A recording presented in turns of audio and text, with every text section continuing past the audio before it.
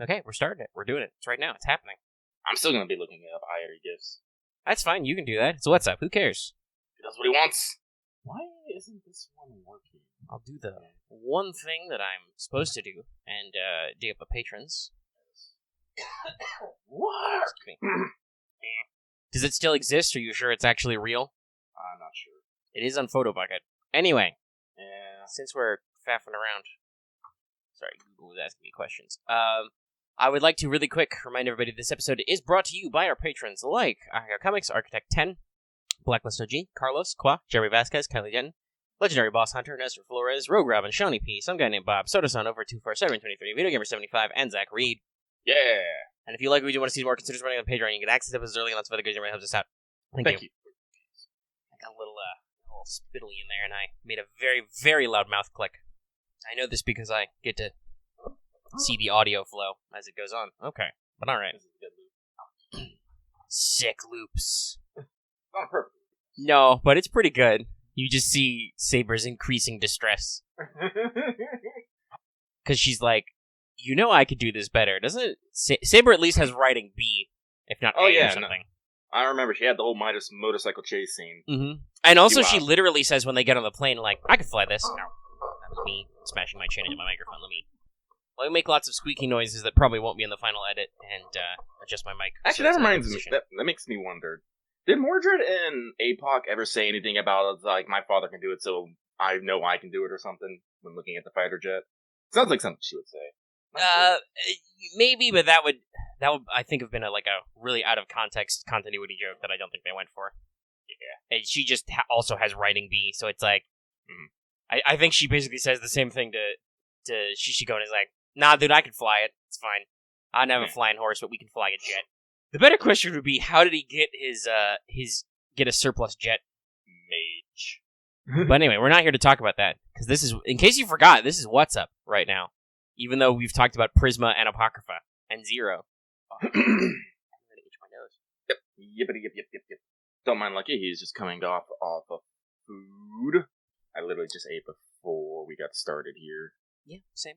I actually, I a little bit, I think both of us ate a little late, and we're getting started a little late because the server is bouncing a little bit right now. I guess someone gave it sugar. Saturday. Yeah. We did just post a new show, and it's doing pretty good, but we're not here to talk about that. That was literally the last show we did. Go watch it, if you haven't already. Go back in time. Go back now. If you're listening to this live, go watch it right now, but don't, because you're listening live. Though, if you want to give it another view, and just, mute it while you listen to the live show, you can do that too. I don't care. I'm not going to tell anybody. Alright, I'll stop looking for Irisville. Yes. I feel like you were going somewhere there. As I was. I was looking for a particular GIF. I was looking for the one where it's just Irie popping out of bushes. That's a good one. But I can never find just a compilation, because I think she does it, several times. Yeah. Irie is very well utilized in Prisma. Yeah. And then Prisma got super dark and serious. We don't ever hear from her again. So sad. The saddest. But before I go, I must star the Irie chopping things and the Irie shooting things with a minigun. These will be important in my future life. Okay, that's better. Got a handkerchief. Okay. Alright, but we're here. We're doing the stuff. But there's 4 seasons of Prisma. Doesn't matter. We're not here to talk about Prisma. We're here to talk about something else. What else? I don't know yet. I don't particularly know either. Unlike last week, I don't think Lucky's been super productive. Well, you did make those new graphics you were talking about. And you have tweeted a couple of them. You can talk about those if you want, obviously. I've never been doing anything that different.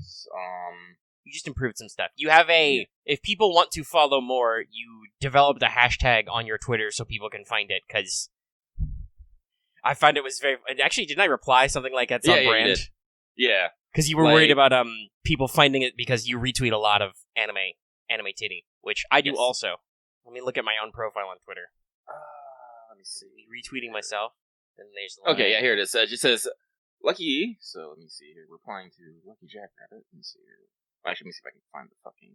So, let's see. There's my pinned tweet, which is a real tweet by me. My most recent is I retweeted Us, the studio, because I do that a lot. Then it's 1, 2, 3, 4, 5, 6, 7, 8, 9 art retweets. And then it's an actual post by me, which is saying my kingdom for an all embers daily. And then it's me retweeting the studio account again, and then it goes down the hole. Again. Yeah, so... Yeah, it was just me, Lucky, known as Lucky, Bun of Tyranny, designer of Monmusu Games, saying, Lucky wants to post updates for Monster Girl Collector, name pending, but I feel like they would literally get lost in all the tits and ass I retweet. There were 2 responses. One from Omega, it says, still on brand, to be honest. Another one from Cheshire, who is fucking awesome. Just be like, post them anyway, so I was like, alright, fine.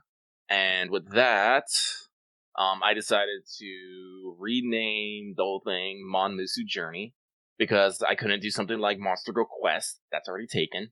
And I said I wanted something that I felt like I had a little bit of pep, so I went with Monmusu Journey. It'll be fine for right now. I also checked, there is not a hashtag with that already, so it's mine now. I am playing fucking dibs. But yeah, if you go hashtag Monmusu Journey,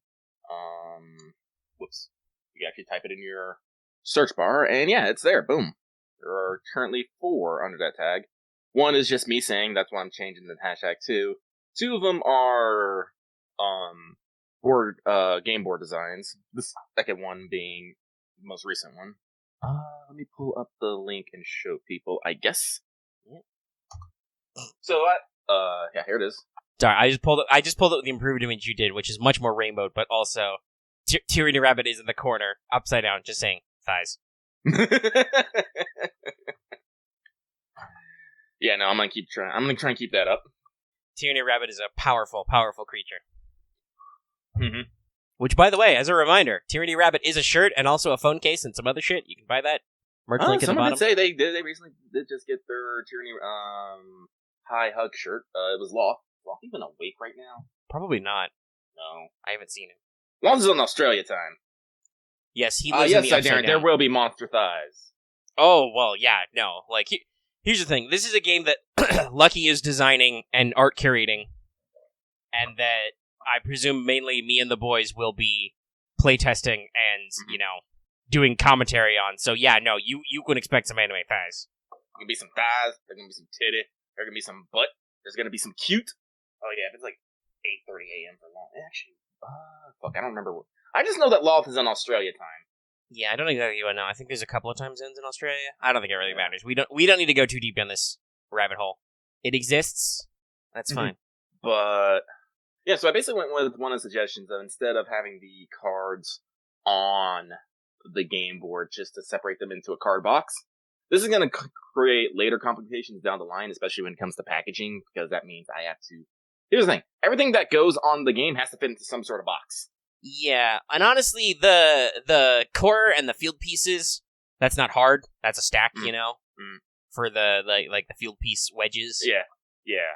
But that means that now you're looking at, well, honestly, almost about the same size as the thing you've got there. Just that whole, half with the actual pictures. That all basically is almost what your box layout looks like. Like, just compact that down.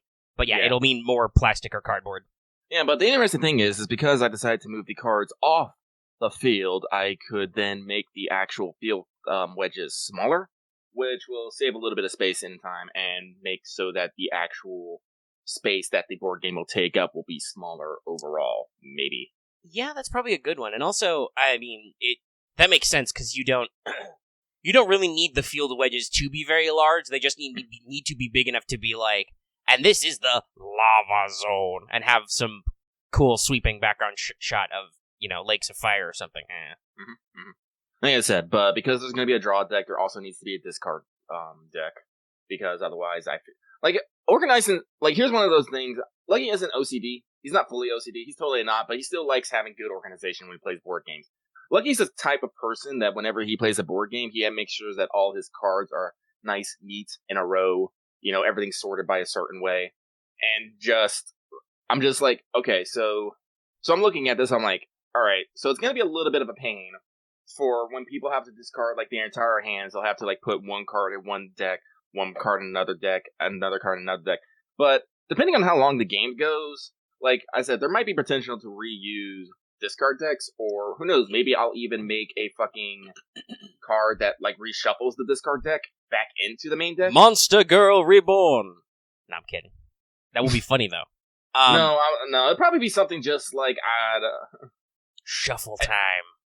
No, just be like a day passes or something. It's all like some just kind of like time passes. It's like, and all the girls that were all fucking around with you. Call it time skip. What? Call it time skip.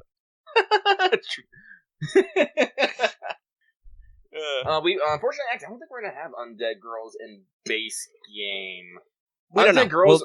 I did write this in my notes. I actually do have a bunch of additional locations that I would like for the game. The undead thing is a little weird. Some people are okay with that. Some people are not. Plus, you also, I think besides zombie, the most common undead is skeleton. How do you even do that? Like, you can either go very literal, and do like a Day of the Dead skeleton, or you can be weird. I gotta hang on. Where is Monster Girl Doctor book? Because they actually did something interesting for a skeleton girl. Let me get a picture of it. Nice. But yeah, undead is a pretty common tribe in Monster Girl type things. Like, I'm sure that's a category in Monster Girl Encyclopedia and stuff. And it's definitely a quality in, like, your classic D&D fantasy where a lot of this stuff comes from. But it is still a bit of a weird one to work with. Undead would probably need like their own whole keyword, of undeaditude. I apologize, guys. I'm coughing a lot. I'm not sure why. I have been a little sinusy today, but Dullahan Chan is a classic one, but that's also pretty easy to do. And also, a Dullahan might just be a fairy who's being creepy. It's open ended.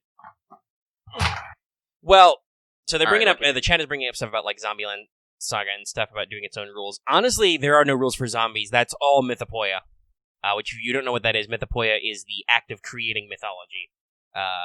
The Cthulhu mythos is a really good modern example of mythopoeia. I think I'm going to talk about this sort of stuff later a little bit, when Lucky's found his picture. But zombie lore is all like pop culture, modern urban fantasy shit. Like, even the theoretical voodoo type practices, from the various African syncretic religions that arose that are not 100% all on the same page. So it's a whole thing. Usually, high fantasy stories kind of have their own rules about undead necromancy, but it's really open ended. Yeah, I'll take a picture of this. Hang on, I found the picture I was talking about. Okay, good. I thought you might. I'm just giving you a pause there because you stopped shuffling around. Let's see here if I gotta pull out my phone. The headshot thing is usually when it's the kind of like zombie virus kind of thing, pandemic stuff, which was very popular for a while. But I expect it won't be. I don't know if we're talking specifically about like Last of Us 2 there. Like, despite all the criticisms, no, I'm talking about real life stuff. Like, I think most people are gonna be like, dude, I lived through a pandemic. There were no rage zombies. It's not gonna be funny anymore, and also it's gonna be like even less realistic than usual. Mm-hmm. It's just gonna be like, no, I think I'm over it. Like, you got to probably wait a good 5 to 10 years. What's the gap on Godzilla? By the way, if you ever want that is spicy, but also very gooey. Yeah. Basically, this girl is just a monster that just basically covered up a skeleton girl and reformed around her. That's pretty cool. You could do that. Mm-hmm. Maybe a little gross, though.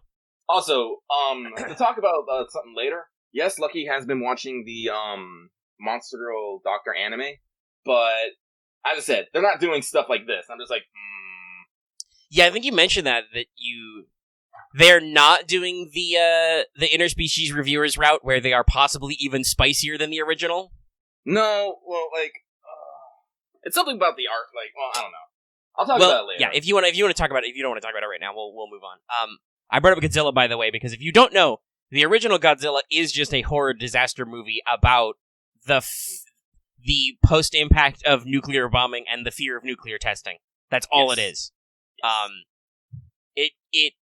And yes, OSP has a good video on this, but though I think it's a little dated because I don't think OSP talked about the newer Godzillas in Japan, because if I remember rightly from reading about it, Shin Godzilla, the latest Japanese one, is really, really about returning to that form of like cosmic horror. Oh, yeah, it's that's the one with the weird split jaw Godzilla. Shin Godzilla also heavily inspired Nasu when writing Babylonia.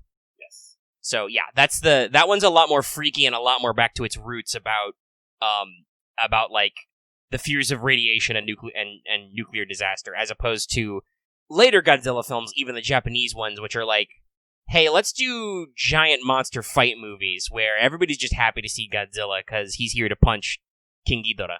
Nobody likes that guy. Fuck him. Fuck him. 3 heads. Fuck. And then sometimes he has 2 robot heads. I should say that I love cheesy kaiju movies, but I understand that they're really cheesy. Like, I think I've said this before. I've got a double stack DVD of, I think, Godzilla vs. Space Godzilla and Godzilla vs. Destroyer around here somewhere. Mm-hmm. It's a whole thing. Those are great for movie nights, by the way. I'm gonna need you to pause because that Taco Bell just ran right through me. Hang on. All right, Lucky S2 Taco Bell. Okay, we're back. Omega also stepped out to get a water because, man, I'm coughing a lot. Okay, so we were talking about kaiju movies. Mm-hmm. And we were talking about Monster Girl stuff. Will there be kaiju Monster Girls? So yeah, as a Lucky has a bunch of research material now for Monster Girls and to how to properly express them. It's good. Like I said, so I am definitely a Monster Girl fanatic. The more I think about it, actually, fun fact: it's a broad genre. It's a broad genre. But someone actually did caught me on to something not too long ago. Apparently, there's a free game on Steam called Monster Girl Island, and I haven't had time to pick it up to play it. But I'm like, apparently it's free. It's like a prologue, and it's like, hang on, let me see. Steam is a pathway to many abilities some would consider to be unnatural. That reminds me, we've never picked up the Dresden Files cooperative card game. I should open that up and just play solos. Because it's like 3 days until Peace Talks. Just heads up, everybody. Expect there to be a shitload of Peace Talks in the not-too-distant future. Though Amazon hasn't shipped my copy yet, but my pre-order's in. Please, Amazon, help me. Oh yeah, you're way behind, Chief. We got a lot of catching to do. Mm-hmm. Lucky sounds just thumbing through Monster Girl Doctor. I'm like, yeah, god damn it, it's good shit. I don't know, but I don't actually know what we want to talk about here. I'm kind of... we petered that out. We started that because that was you springboarded with Lucky doesn't know what he's going to talk about. I'm like, well, you did some stuff. Yeah. I can take the wheel. Take the wheel, please. So, because last week I talked about how seeing you working got me being like, man, I'm not working on nothing. I should work on some stuff. And now that the Fate Homebrew is done, well, I do still have some ideas and stuff. That does take a little bit of time and a little bit of research, and there's no big drive for it. I think I got a lot of good mechanical examples. If a fancy strikes me to work on something, I can still, but I'm gonna put that in my back pocket because now there's no group meeting to discuss it, and I really don't need to bog down my D&D group because we already take a long time to do stuff. But so I was like, oh yeah, let's poke Gensakai. So last week I talked about how where I was with that was that I had already previously done all the geography bits, and I was currently caught up. I got stuck up on doing some mechanical stuff to plan out these spec trees, because this is in case you can't tell from the name, this is a Genesis hack, which uses the specialization rules that they included in the expanded player's guide, because I love it. Because, especially for a fantasy gaming-inspired game setting, yes, that is supposed to be that self-referential. Ugh. I said this earlier talking about speaking and spelling. Anybody who's listened to a show knows that I don't necessarily speak good. We speak fast, not good. Or well. But the specializations as like hard and fast class rules, more like the Star Wars RPG, works really well for what I'm doing. But I think probably talked about it on WhatsApp a bajillion years ago, but I got caught up on doing some of the talent trees where I kept like fucking up the graphics and stuff and just not saving them, and that got really frustrating, and I stopped. So last week I just knocked out the last 3 universal specs immediately, and I was like, why did this take me so long? I don't know. I don't know why it did. So, and actually I got to the, I mentioned this even, that I was going to talk about this because this came up in other stuff. But the big thing I've been working on is fluff stuff. And I'm moreover because all the geography is described, including all the cliched stuff, and then because here's the thing. Omega loves world building. He loves lore. He loves writing it, and he loves writing ambiguous and open-ended lore. So you'll find this if you read Gensekai, which I do have a document for. It'll be linked in the description. I'll link it to patrons now. Where just like I have total things, just like, oh yeah, there's just unknown lands that people don't know out there. They're full of stuff. They do things. What's actually out there? I don't fucking know. Even though well, there is a Foundry service for Genesis. I could technically clean this up and publish it officially as like an official hack and even get paid for it. I don't know how well that would fly considering how self-referential it is. I'd have to see. Also, I don't know what Fantasy Flight Games policy is on swearing. In the intro, I'm pretty sure I used the word fuck a couple of times. Just because that's me. I'm just like, no, I'm gonna fucking tell you what's up, dude. That's okay. I learned from D. Vincent Baker, who wrote Apocalypse World, where the word fuck happens a lot. A lot. Anyway. Fucking happens and the word fuck happens. Both, yes. Apocalypse World, the game that had sex moves. Which yes, it does. Turned off a lot of people because people are prudes and they don't understand what it means. Mm-hmm. But yeah, so the geography is full of little things, which is just like, that's a cool name or a cool concept. I'll throw that out. And then, even though for the foreseeable future, I'm the only person who's ever going to run this setting, just because I think that's a good writing tactic. Like, leave questions for your readers. Let them figure some stuff out. Let them wonder. Just so long as nobody asks me about the canon, because I'll be like, I don't fucking know. If I wrote the canon. If I wrote an official answer, I would have put it there. This isn't like I know the truth. This is like, no, literally, I wrote that because I have no idea, but it sounded cool. What's in the far distant south, which is supposed to be on fire? I don't fucking know. It's cool, though. It's neat. It's great. How about you go and find out? Yeah, go explore. Got you all the tools. So the thing that I've been working on is cosmology. So, that focused on all the classic stuff. There's the whole, I spelled out the whole creation myth, and then there is a golden age and a fall, because of course there is. And then the section I am currently working on is the actual details of what are called the Scions, which is, they are the deities. Because that got me, and that in general has got me thinking about a lot of mythopoeia and, world-building questions, because it's the thing, like, Vesper's been talking about doing some lore for the D&D campaign, and, like, pointing out some of the old deities are weird. Like, oh gosh, I'd have to scroll up to look at her name. I don't think I can say it off the top of my head. There's an elvish deity who has a lot of consonants in her name, because, of course, it's very Welsh or Celtic or something.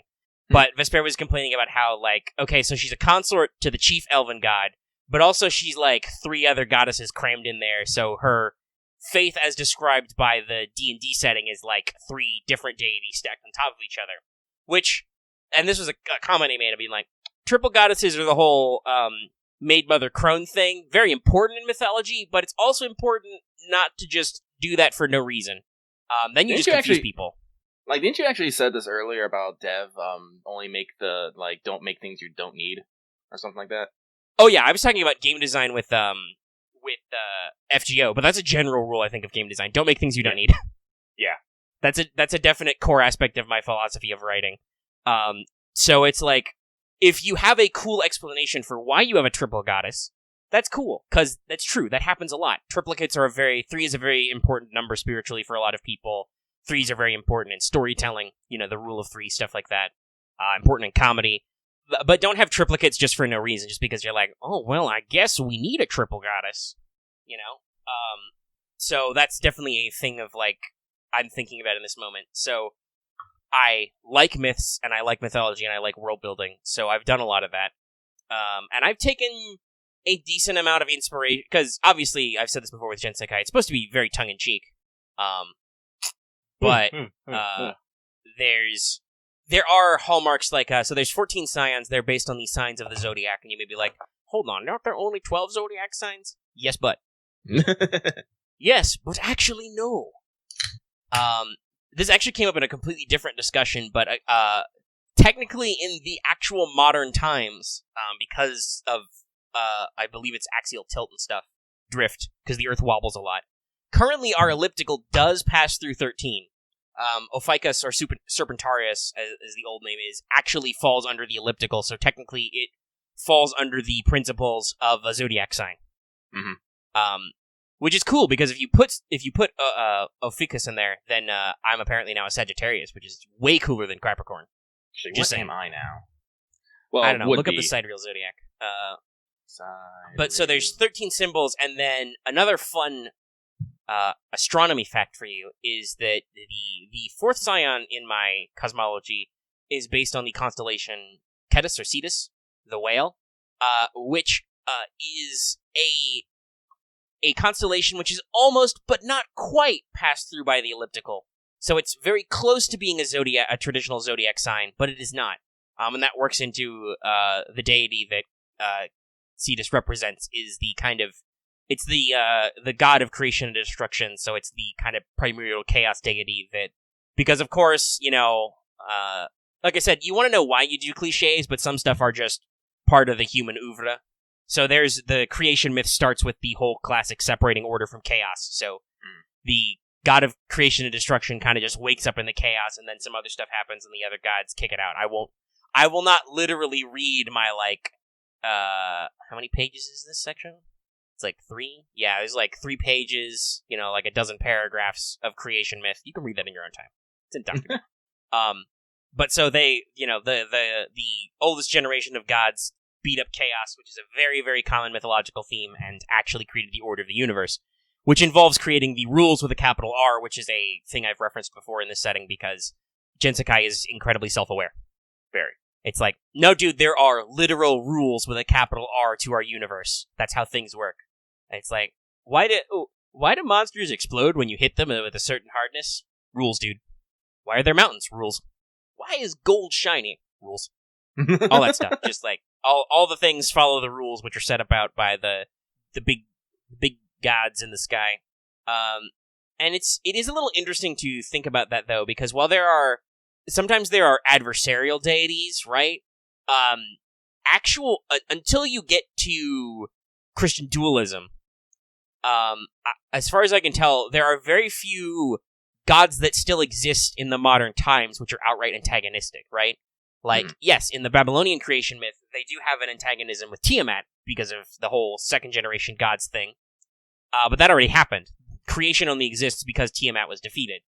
Similarly, there are legends of stuff that happened in the past with Gaia got really mad at the current generation of gods and created Typhon and the Gigantomachy. But that'll happen in the past. We worked that out already. That was just the next natural consequence of the generations. Even Loki, who is supposed to be a shenanigans boy, and who escalates very quickly from just shenanigans to outright murder, is supposed to be locked up until the end times. So, honestly, this is something that Tolkien and Tolkien-esque or D&D-esque pantheons, I think, have a world-building problem with. Okay, so there needs to be a reason for evil to exist and to do stuff, and for evil casters or whatever to work. But how? How do we do that? And this is how you end up with, there's 5 evil gods for no reason. Seriously, the whole... And some of that is because of D&D's alignment axis system, but, I personally roll my eyes a lot at some of the vast numbers of outright evil deities. In my cosmology, I solved this with a fall issue, which is it's a little Christian mysticism, but I don't think you can have high medieval fantasy without a little dash of the Christian dualism. It's just on theme. Yeah. So 90% of the scions, 1 through 12, that's not actually how, because I've got them in alphabetical order, but you know what I mean, are nominally good. If you were to put it in D&D terms, they'd be good or neutral alignments. There is a goddess of water. She's very temperamental, so she causes storms and stuff, but also she brings the rain so that you can plant your crops, so it's a whole thing. Mm-hmm. I haven't written that description because her name starts with a V, so she's at the very bottom of the list. But the Earth Goddess is the same way. Yeah, she's all about nurturing and growing and stuff, but if you make her mad, that's where earthquakes and volcanoes come from, It's nobody has infinite patience. If Earth Goddess is not complete Ada energy, I'm gonna be upset. Well, she's represented by Taurus, so... Yeah. And yes, I did have to do... Most of them are pretty good, but I did have to do some mental gymnastics. I had to reach really deep for Pisces. Pisces is Aphros, referred to by the epithet the Domina, which, again, that's not anything sexual. That's the Latin word for the lady of the household. But she's the scion of hearth and home, so... there's a little bit... You can tell from the name etymology, there's a little bit of the Aphrodite authorities in there. Not all the sexy, fun beauty times. That's a different goddess, got those. But a lot of the, relationships, home building type stuff got rolled into that. And also, I made the fish thing make sense because Aphros taught mortals how to cook food and, prepare stuff. So that's because the generally assumed etymology of the constellation Pisces is that it's named after fish because that was the fish that Aphrodite and Eros turned into to get away from Typhon, who I mentioned earlier. Myths, kids. Excuse me. Though the really interesting thing is, talking about comparative mythology, is that most of these constellations have had a lot of their names and themes since way before the Greeks got them. Like, a lot of them are Babylonian or even Egyptian in origin, and have a lot of, and then kind of just drifted to be like, the Greeks were like, oh yeah, that does kind of look like a ram. Let's come up with a story from our mythos about why there's a space ram. I don't even remember exactly what Ares is supposed to represent, but space ram. Space ram. I believe in the Mesopotamian mythology, Ares represented Tammuz or Diazumid, god of shepherds. That guy. Our favorite fluffy golden sheep. But so that I did some kind of, hoops to get everybody in place. Maybe actually, whenever we play this, I think I'll play a cleric to the Earth goddess. I think that'd be fun. Lucky's gone through like 3 character concepts, by the way, since I've been writing this for 2 years. Yeah. That's okay, that makes sense to Lucky. Priests are fun, too. I don't think I've ever played a priest. That's why. Well, and so, actually, it's good that you mentioned that, because that kind of let me talk about how I write these profiles. Each for one of the gods is broken into 3 paragraphs. Mm-hmm. The first is the general summary of, like, okay, here's what this god is about, aka what is their job, because everybody has a job. The chief god is called Chryso the Origin. He's the god of the sun, and he literally runs the sun every day and makes sure that the universe ticks like clockwork. So he came up with the rules and gave everybody jobs, because that's the kind of guy he is. Chryso is also associated with kingship, because divine right to rule is kind of a big deal in medieval European fantasy type stuff. Yeah, just saying. But he handed out duties to everybody, so the first paragraph is like, okay, here's what this god's job is, both amongst the divine and also on Earth, because it follows the usual thing, all the gods taught mortal stuff, because they all got together to create mortals, because without free will, the world was boring. It needed some pizzazz. And there's little creation myths for everybody, like, they made the elves first by just taking some stuff they had going around, sand, snow, leaves, flowers, and they're just like, they're cool. Then they were like, but these elves they live a long time, but they're a little squishy. Let's make something sturdy. And so they carved dwarfs next. And they were like, well, those guys are a little tough. They're a little stubborn. Why don't we make something in between? And so humans or humanes in the setting are more flexible. They're made from sacred clay and all that stuff. And then dragons came last, but they like to say they came first because they're assholes, kind of. Yes, Lucky will play a pork priest. By the way, that's actually in my notes. Nobody knows where the pork came from. They're supposed to be the orc relevancy, but nobody's really sure. They just kind of showed up one day. Are they like an evil sentient race that the fallen goddess created to be like, I need some more soldiers. Let's make some big, strong dudes. Are they a type of beastman who just nobody remembers? Because beastman came way later, but that's a different aspect of the mythology. Are they like some of the other ones, like my vague stand-in for tieflings or other various part demon or demonic races, the Neph, which is etymology linked to Nephilim, yes, who were normal humans, but they got cursed, so now they're more demony. Like, are the pork that way? Yes, that's one of my open-ended questions, by the way. I literally don't know. I'm not sure. Pork priest to the Earth Mother Goddess who wants a harem. He's just not going to go around raping and pillaging for one. Haha, excellent. No, he's following the rule. Get fat. Yep. 2 rules: get strong, get fat. Sometimes get strong to get fat. Mm-hmm. But so that's the first paragraph. Kind of talks about what they taught all the mortals, what their general worship is like.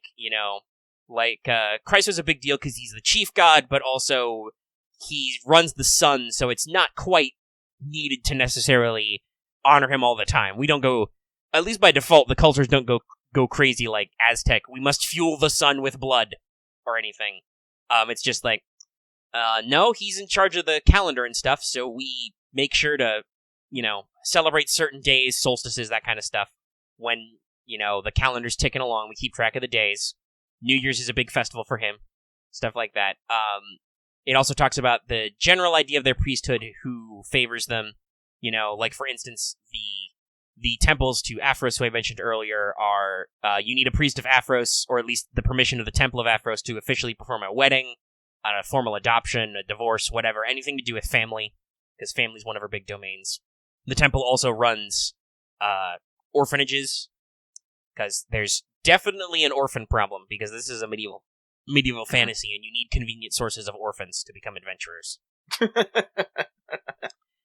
Honestly, if you're in an orphanage, your parents were probably adventurers, or they were dirt farmers who got ate by a mob and died.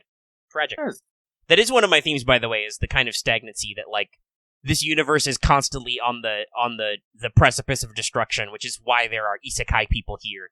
The gods are literally grabbing randos from other dimensions to be like, hey, you want to have a cool fantasy adventure and kill evil creatures? Please help me out here.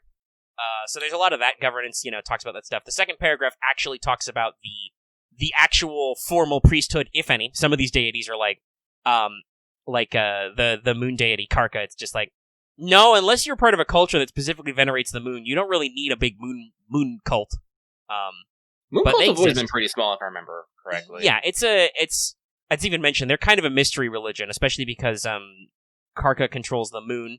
By the way, Karka is just my really, really lazy phonetic translation of cancer, or cancri, because that's the Karka represents the crab, which, by the way, I picked because on the moon tarot card there's a lobster or a crab, and also I believe the moon is actually in some sort of weird dominance during cancer or whatever. I don't know. If you actually like astrology, Omega's probably done a pretty bad hack job, but Omega doesn't care about astrologers. I'm sorry. I'm sorry for your feelings, but I'm not sorry. Like he's cracking jokes in the chat. Yeah. Deep lore. Deepest lore. Listen, there's a lot of little weird things. But Karka is responsible for the night and also dreams. Mm-hmm. So, some of the priests are like, freaky dreamwalker, dream visionaries kind of stuff. But others are just like, no, dude, the night is great. Actually, it's mentioned that rogues sometimes pray to Karka because they're like, give me some night, give me some darkness. Because phases of the moon and stuff. I would probably say that Karka is probably a neutral or chaotic neutral in traditional D&D terms. Listen, the moon's weird. Dreams are weird too, if you think about them. But so the second paragraph talks about all the stuff that their priests actually do, including those who actually have, divine magic. Because that's another big thing. This isn't the thing where you sign up to be a priest, you automatically get to be a divine caster. It's not how that works. You need faith, which I use a capital F for. You need to actually have the willpower and knowledge to cast divine magics. So there are a lot of lay priests, which you can represent because there are quite a few universal specializations. You don't have to actually, even if your core class is priest, you don't have to take that as your spec and actually, learn divine magic ever. You could be a scholar or a surgeon or something. Gesundheit, by the way. Oh, excuse me. Double Gesundheit. And then also I talk about any major centers of their religion, stuff like that, and then their general stuff of faith, like what are they opposed to? Because there was a fall, there is a collection of evil archdemons, because archdemon is a great word, the archdemon, who are the negative images of all the gods, and that solves my gods of evil problem. I'm like, okay, so there's, other than one who fell, there's not any outright evil deities. None of the deity tier entities are absolutely evil, but some of them might be a little bit of a fucker. The water goddess, by the way, is named Aqua. She's not as useless as that Aqua, but it is a reference. Is she a little bit ditzy? Well, yeah, she's water, so she's mercurial. She commands the ocean and the weather. Close enough, then. Yeah, it's a little. She's a little weird, but man, if you piss her off, she'll fucking end your whole world. Man, Priest actually had, I haven't looked at them, but looking at your skill set up for Priest, this is real good. You must have put some fun, Yeah, I tried pretty good at all this. Priest is definitely at its heart a talky support character. Yes. Yeah. They do have an open combat in the Crusader spec, because that gives them coercion and melee light, right? Yeah. So, that's your paladin, I'm going to hit you with a sword and also do stuff. Mm-hmm. But the Inquisitor is a social spec, honestly. They do have some combat abilities, but mostly it's just about, problem solving and social deduction, and then White Hat is just the healer spec. Yeah, no, Lucky's probably going to be a White Hat. Maybe pick up Curmudgeon, or however you pronounce it. Sheridan. I think the joke is that it's basically pronounced surgeon. Is it? I think so, because I stole surgeon from I think like 40K. I think it's actually in Old English, like pronounced the same. It means surgeon. You can call yourself a surgeon. It's spelled funny though. It's just one of those words. I'm just like, what? Yeah.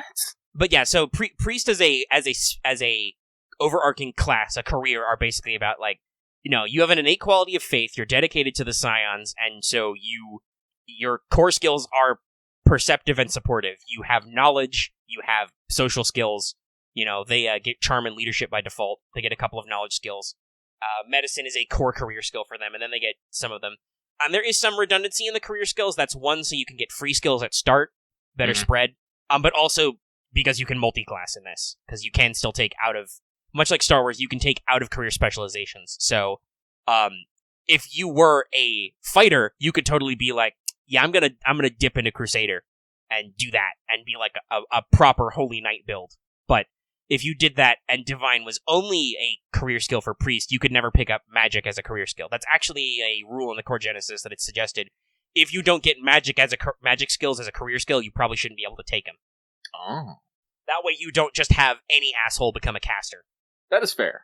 And that'll be a thing I talk about later in the cosmology section to actually discuss what Magic is supposed to be like, because there's 4, I think, Magic skills I've got. There's the default 3 from Genesis, and I added one from their Realms of Terranoth, which is their generic fantasy. Well, it's not generic, but it's generic. You know what I mean? Splat. So there's Divine, which is willpower based. That's Divine Magic, Holy Magic. That has access to certain spells and craftworks, that stuff. It's a pretty decent utility kit. And it's one of the ones that can cast healing by default. Arcane healers can't, for instance. Arcane is another big one that's based on Int. That's your traditional learning magic. Then there's Primal, which is based on Cunning, I think. Which is that's your shamanistic kind of elemental magic. And is actually covered by the Shaman career. Who, it's very druidy. Shamans have green hat, shifters, and summoners. So, and yes, shifter is you literally transform. I think they have is one of their talents called druid? Or am I thinking of a different one? I think it is. That might actually be in a different one. I don't. Gotta check. I'll just Control F druid. Yeah, okay. It's actually in summoner because, that's where it gives them the ability to conjure allies with primal. And to keep them, but yeah, they're druidy type wizards, or mages, I should say. And then the last one is verse, which is presence based, which is magic music, bardic magic, basically, which is its whole set. And yes, they do have troubadours, who are our verse casters. Their specializations are dancer, gambler, and jester. And I think actually looking at dancer was probably where you, Lucky, first got your look at biggest fan, and we're like, "Oh, that's cool." And I was like, "Yeah, that's in Vanilla Star Wars somewhere." And dancers are a positive support cast. They get to do a lot. They get to do a lot of supporting things, but also they can do some of the dual wielding stuff because sword dancing. Gamblers are interesting because they're almost not even they don't even have verse. They are almost not even a casting spec. They're just, I love RNG. I took the Double or Nothing talent series from Star Wars, which lets you you declare when you're about to perform a skill check. You declare you're using the talent. You increase the difficulty once. And then after everything is done, you double remaining symbols you have depending on what rank of the talent you have. So at Supreme, if you call Double or Nothing, you will double the amount of triumphs and despairs you've rolled, which is crazy. But yeah, that's their thing. It's just like, no, I love RNG. And then Jester is the asshole debuff kind of bard. They get like Scathing Tirade, stuff like that. Ruinous Repartee.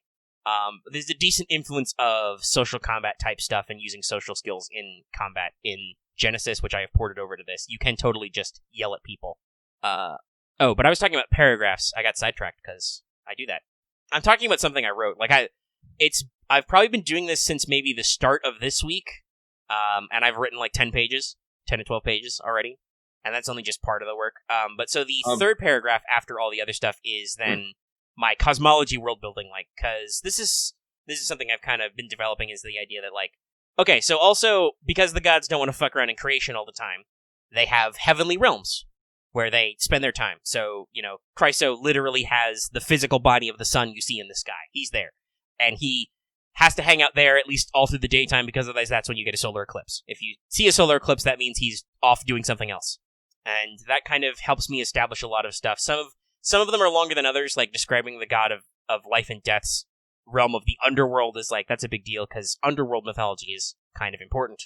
Yeah, it's a very huge paragraph, actually, looking at it. It's like half a page. It's just that paragraph. But it's important, because, you got to know all that stuff. And so this describes kind of the greater geography of the cosmos.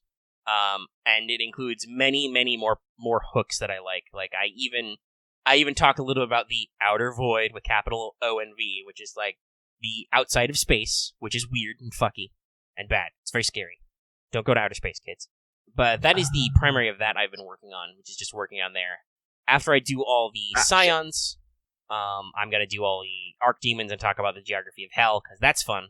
Omega just really loves Inferno, Dante's Inferno. It's great. Mm-hmm. Though I will say Purgatorio and Paradiso have also inspired this a little.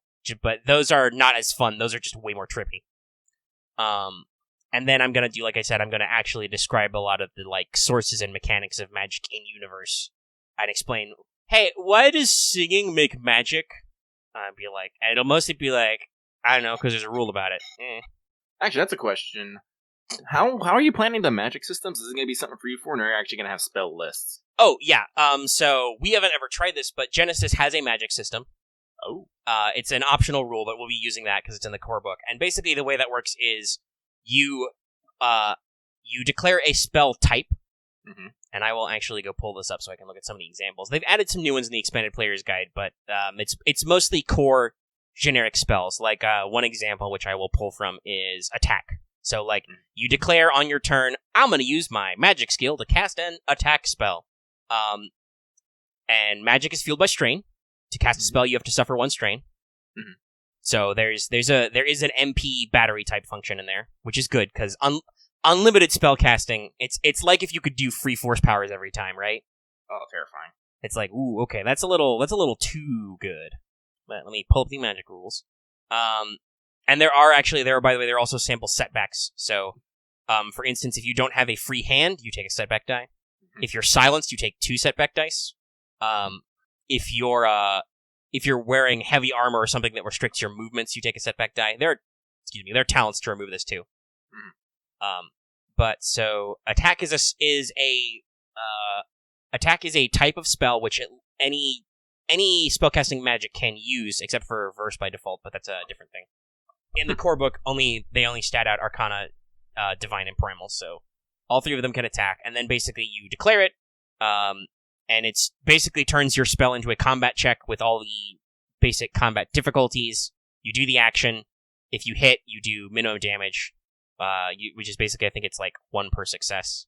Uses magic combat skill. Making magic attacks target at short range. It becomes easy.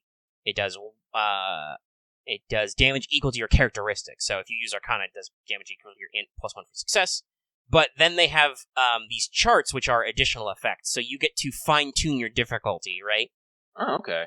So, you're okay, I want to hit a guy at long range. Okay, that's +1 difficulty for medium, and then plus another for long. The standard doing a combat check thing. It's just that there's no set range for magic. You can decide, hey, I want to hit that guy at over there at extreme, and that's okay, you have to add 4 dice for that, but sure, if you feel confident. And then it's almost like how when you get different extras for force powers, only it's all backloaded. You don't have to buy anything to do these, you all just pick them when you cast the spell. So you can be I want my magic attack to do blast. Alright, you increase your difficulty by 1, and then you add a blast rating equal to your character's ranks in knowledge. You can add a difficulty for close combat to target somebody engaged with you. You can increase your critical ratings. There's fire, lightning, ice, all that stuff. Are the talents make any of this easier, or is it just yes, and there are talents for this. If you look at some of the spellcasting, there's stuff one of them is called signature spell, which is so you pick a specific spell combo that is your signature move, and you don't have to increase your difficulty to do that. Oh wow! It's just no, that's your move, but you only get 1 signature spell when you take the talent. So if you're the fireball guy, you will be stuck as the fireball guy unless your GM is nice and lets you respec. Even then, you still only get 1 singular signature spell. And there's some others I think this is introduced in the extra one, but there's a couple of specializations that have a talent called component casting that lets you, if you use just a minor fluff item up, you can add a boost die to your check. There's one called Explosive Casting, which enhances that blast effect I mentioned. Stuff like that. There are plenty of abilities which give you a little bit of extra zazz with magic casting. So they can be easier, they can be hit harder, stuff like that. And I've even got more ideas, because I've got... I think I've talked about this before, but I much like how Star Wars ended up with 6 specs for each career, I have what I'm technically calling prestige classes, but I have extra specs in mind for every career, and I've actually filled that list out, so there will be 3 more. That's going to be my big thing if I ever get tired of writing fluff, is I'll go back to writing mechanics and, like, assemble those. We can also look at this magic. It's in the Genesis core, if you've got that lying around somewhere. I do. I'm just trying to figure out what sections it's in. It'll be in the GM's toolkit in alternate rules, magic rules. Alternate rule. Magic rules. Yeah, because it's not a core rule. Okay. So let's see, what are all the spell types they've got? There's attack, augment, barrier, conjure, curse, dispel, heal, and utility.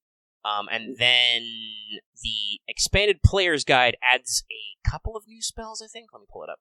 Yeah, expanded magic rules. It adds some talents, which I've used. Oh, and it adds 3 new spell types: Mask, which is illusions and stuff; Predict, which is future stuff; and Transform, which is I can physically shift myself. But all of them have these little tables for additional effects, which add some different difficulties and do different things. Like, for instance, the Transform spell I just mentioned in the EPG, if you add 3 difficulty dice, you can use it as a curse. You can baleful polymorph a character.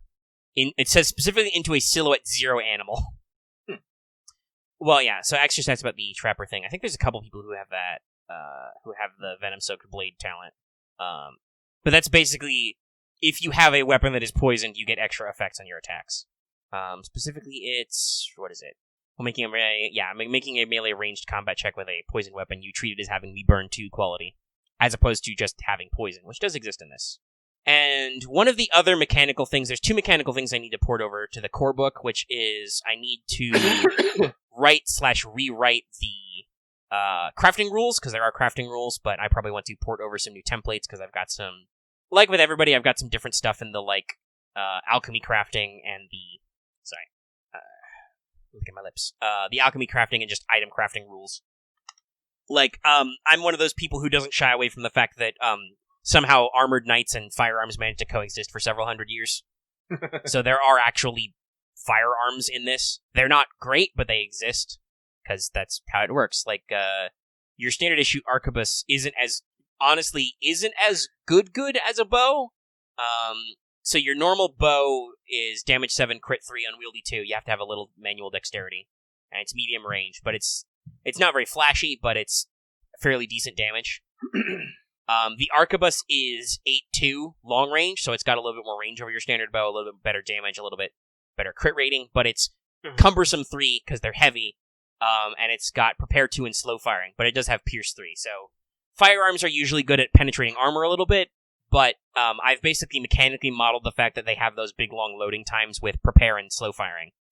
They still follow the out of ammo rule that most of Genesis does, unless you actually roll a despair or a shitload of threat. You're never out of bullets, just that, for fluff purposes, every time you fire your musket, you have to spend a round reloading it before you can fire again.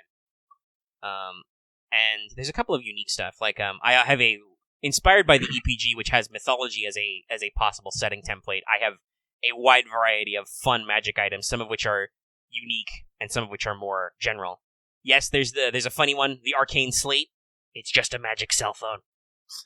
The fluff description for Arcane Slate starts with, outsiders are obsessed with these small rectangular artifacts for some reason.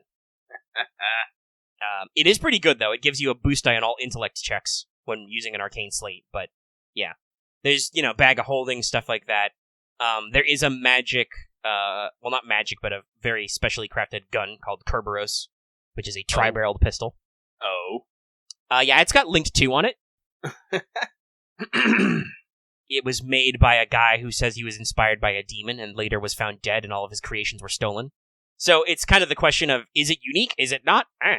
But if you're playing a character who has a pistol, it's a cool artifact you might want to pick up, because Linked is fun. And there's a lot of different stuff. Actually, by the way, speaking of the magic text, there is a... X how hard they are to get. There's a table for this. You can scroll down to Table 9. My tables are numbered. And that lists the cost and rarity. Some of them are listed as priceless rarity 10 because those are supposed to be unique artifacts you only find, like, once in a campaign. Like, if you find Brontes, the sacred axe of the High King of the Highlands, which has been lost for hundreds of years, you're not finding a second one of those. Yes, it's very Mjolnir-inspired, but it's an axe. It does actually shoot lightning bolts, though. I believe it's once per encounter, you can just pick a guy at medium range and throw a lightning bolt at him. Yeah, once per encounter, use to call out a thunderbolt as an action, make a ranged combat check on anything within medium range, treat it as a weapon with base damage 10, crit 2, breach 1, concussive 2, stun 5. It's a pretty good axe. But talking about the magic system, Genesis also does magic implements, which I have done my own variations on, which add little things like they can improve your base damage. Oh yeah, I'm looking at them right now, actually. Actually, yeah, you're right. It's XI. It would be 11. I speak's good. But so they do a lot of different things. They add little special rules. Some of the rules I borrowed from other stuff and refluffed. Other ones I just made up. Like, because there is some slight weeb fantasy elements, I just added the spell tag, which is, Ofu to seals or, mantras or whatever, which give you a boost die to use the augmented barrier spells, because they're cool like that. And, you can get an extra stat. Pork Priest is going to have feast spells. It's going to be great. I also did something that Genesis didn't do by default, but I think makes sense, where I noted that some of the magic implements also just double as melee weapons. Like, if you have an Athame, a ritual dagger, it's also just a dagger. You can just stab a guy. If you have a magic staff, it's also just a quarterstaff. You can hit somebody with it. This allows me to make a joke when talking about the magic tome, which is, you can improvise it as a weapon, but it is not recommended. Let me post I don't have the image, damn it. I'll just someone getting beamed in the face with a book. Well, so, and questions are good, but I do have a lot of overview and tropes and theme stuff. Like, I talk a lot about the tone and text of this setting, which is that, like, there is a lot of meta commentary. The players will realize they are in a setting that runs off video game rules, because they are, whether they're dead or just teleported from another world, they have come from probably a world that resembles our real life, and be like, this is just like a video game. And then thus realize that there are some rules. Like, you can totally comment on the fact of, like, no, dude, I can't run any further. I'm out of maneuvers. Like, you can be like, I'm out of movement. It's not my turn anymore. I can't fight back. It's not my turn. Because that's a real thing people have. That's a thing that's in this universe. Is like, so anything that's mechanical you can ascribe. But there is a little bit of the kind of, it's a little bit of a reverse, but it's still if you die in the game, you die in real life type shit. Like, a lot of these people are alive and thinking and feeling, so you gotta, there is a little bit of an under theme of, like, okay, but don't be an asshole, though. Like, don't actually be an asshole to NPCs. If you turn into a murder hobo, people will just kill you because they don't like you. And it is explicitly noted, I have this as an actual note in my talk about tropes and themes. This is not an OP hero setting. You are still effectively a level 1 character when you start. You have a little bit of a leg up because theoretically the outsiders, the people who are reincarnated, get to pick their class spec and skill and stat spread. Like, you actually get to edit your character sheet before you get born into this world, which is normal people don't. Normal people just get the holy RNG. And you also get access to heroic abilities, which Lucky will remember from, I think I called it aspects in Gensek, in Sky of Hope, but it's the same system. Yeah. You get a custom ability, which is unique, should be unique to you, which lets you, it basically, you have a video game ass ult. This is my ultimate move. But so you're not supposed to be overpowered. I explicitly talk shit about a Connecticut Yankee in King Arthur's Court. You are not able to invent the machine gun because the explicit thing is that there are rules in this setting, right? The rules are how physics work. Rules are not one-to-one of how real-life physics works. You cannot guarantee that just because you took a history class and remember how to build a machine gun, the principles that you can make a functioning AK. There's no guarantee that the rules will support you that way, or that, like, because I'm a little ambiguous on it, but the setting notes that firearms run off something called dragon dust, which is like gunpowder, but also isn't. So, can you just make regular-ass gunpowder? It's probably up to your GM, but it's not like a common thing to just be like, yes, I remember that episode of Star Trek. I remember how to make gunpowder. Okay, cool, you remember how to make gunpowder. Roll alchemy. Or, technically, I guess, roll knowledge outside, but yeah. And yes, I do actually have a knowledge for that. There's 4 knowledge skills in Gensekai, which are all the new skills. So there's no dungeoneering, just because I love that word. That's your knowing adventurer stuff. There's no geography, which is knowing history and physical geography and stuff. There's knowledge outside, which is anything that falls outside the rules. This includes forbidden dark shit, and also just remembering shit from your real life, because that's not in the rules. And then knowledge rules is the general knowledge of the underlying universe. Like, a lot of sciencey type stuff, a lot of magical type stuff. History, understanding, kind of... Well, cosmic history. Like, understanding myths, legends, and how the world is supposed to work. And I'm very snarky on this. I'm just reading some of my examples, because the book encourages you to have examples of when to use skills. Oh, yeah, I recall some of these. So, like, knowledge rules says, roll rules when... or roll rules to recall a specific legend or historical anecdote, to identify the properties of a magical artifact you recovered, to identify the type of magic spell used by a wizard. Don't roll it for casting a spell. That would be an appropriate magic skill. Don't roll it for reading a map. That would be knowledge geography. Don't roll it for doing some math calculations based on your 1 physics credit in college. That would be knowledge outsider. Oh, Jesus. The Churgeon has fucking well read. That's terrifying. Oh, yeah. So the universal specializations are a little bit of a lowball. You'll notice they don't get a lot of, like, grit and toughened and stuff. No, but they're pure utility. You're meant to be able to bolt them onto any class and fill out your roster. So, like, the Churgeon gets Healer, which just gives you... because you don't get career skills with them. Healer just gives you... Alchemy, Medicine, and Perception. Yeah. And Well-Read gives you any of the 3 out of the 4 knowledge skills. I mean, that's a lot. Yeah, it's a pretty big one. And then you've got a lot of stuff like Apothecary, Surgeon, and Physician. So, hey, when you heal people, you do goo.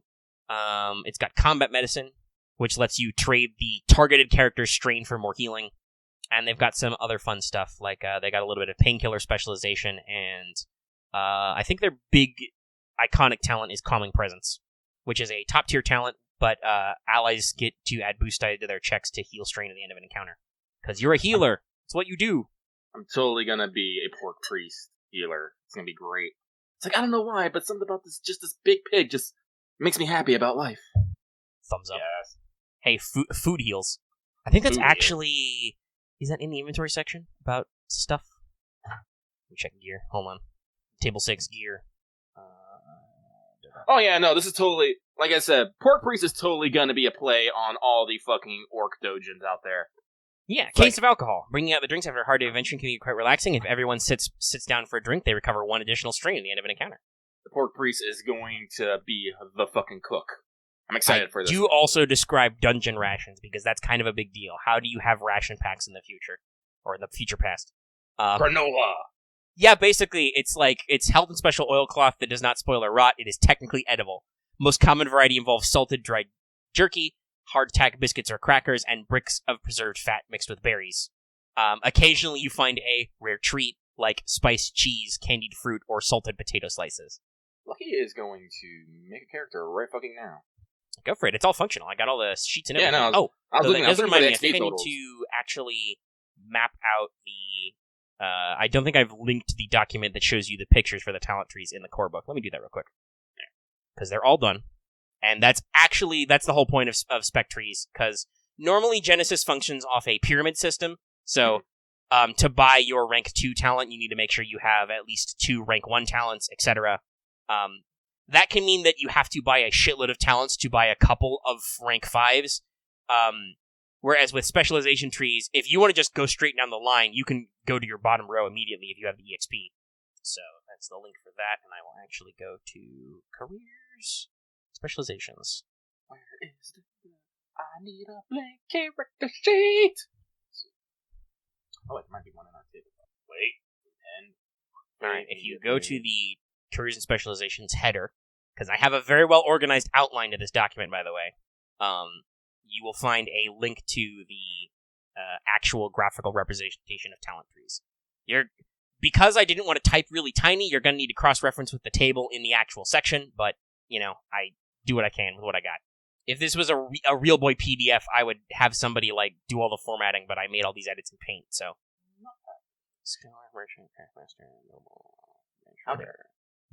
Oh, did I miss? Damn it. I'm just looking through my things. I thought I got them all, but I don't actually see in the Universal Surgeon. That means I gotta make it. That's okay. It won't take me long. I'll figure it out later. I won't do it while we're recording the show. Because that's dumb. And I'll get distracted. But okay, I'll have to remember that I gotta do that. You know, honestly, designing spec trees is interesting and fun because you kind of have to, much like with the way Star Wars is made, you have to think about how everything connects. My usual philosophy is that, like, okay, if you've got multiple ranks of a talent, it's got to be somewhere connected to the first rank. Like, that's really annoying if you have to buy, like, 3 talents deep just to get your second rank of, like, dodge or something.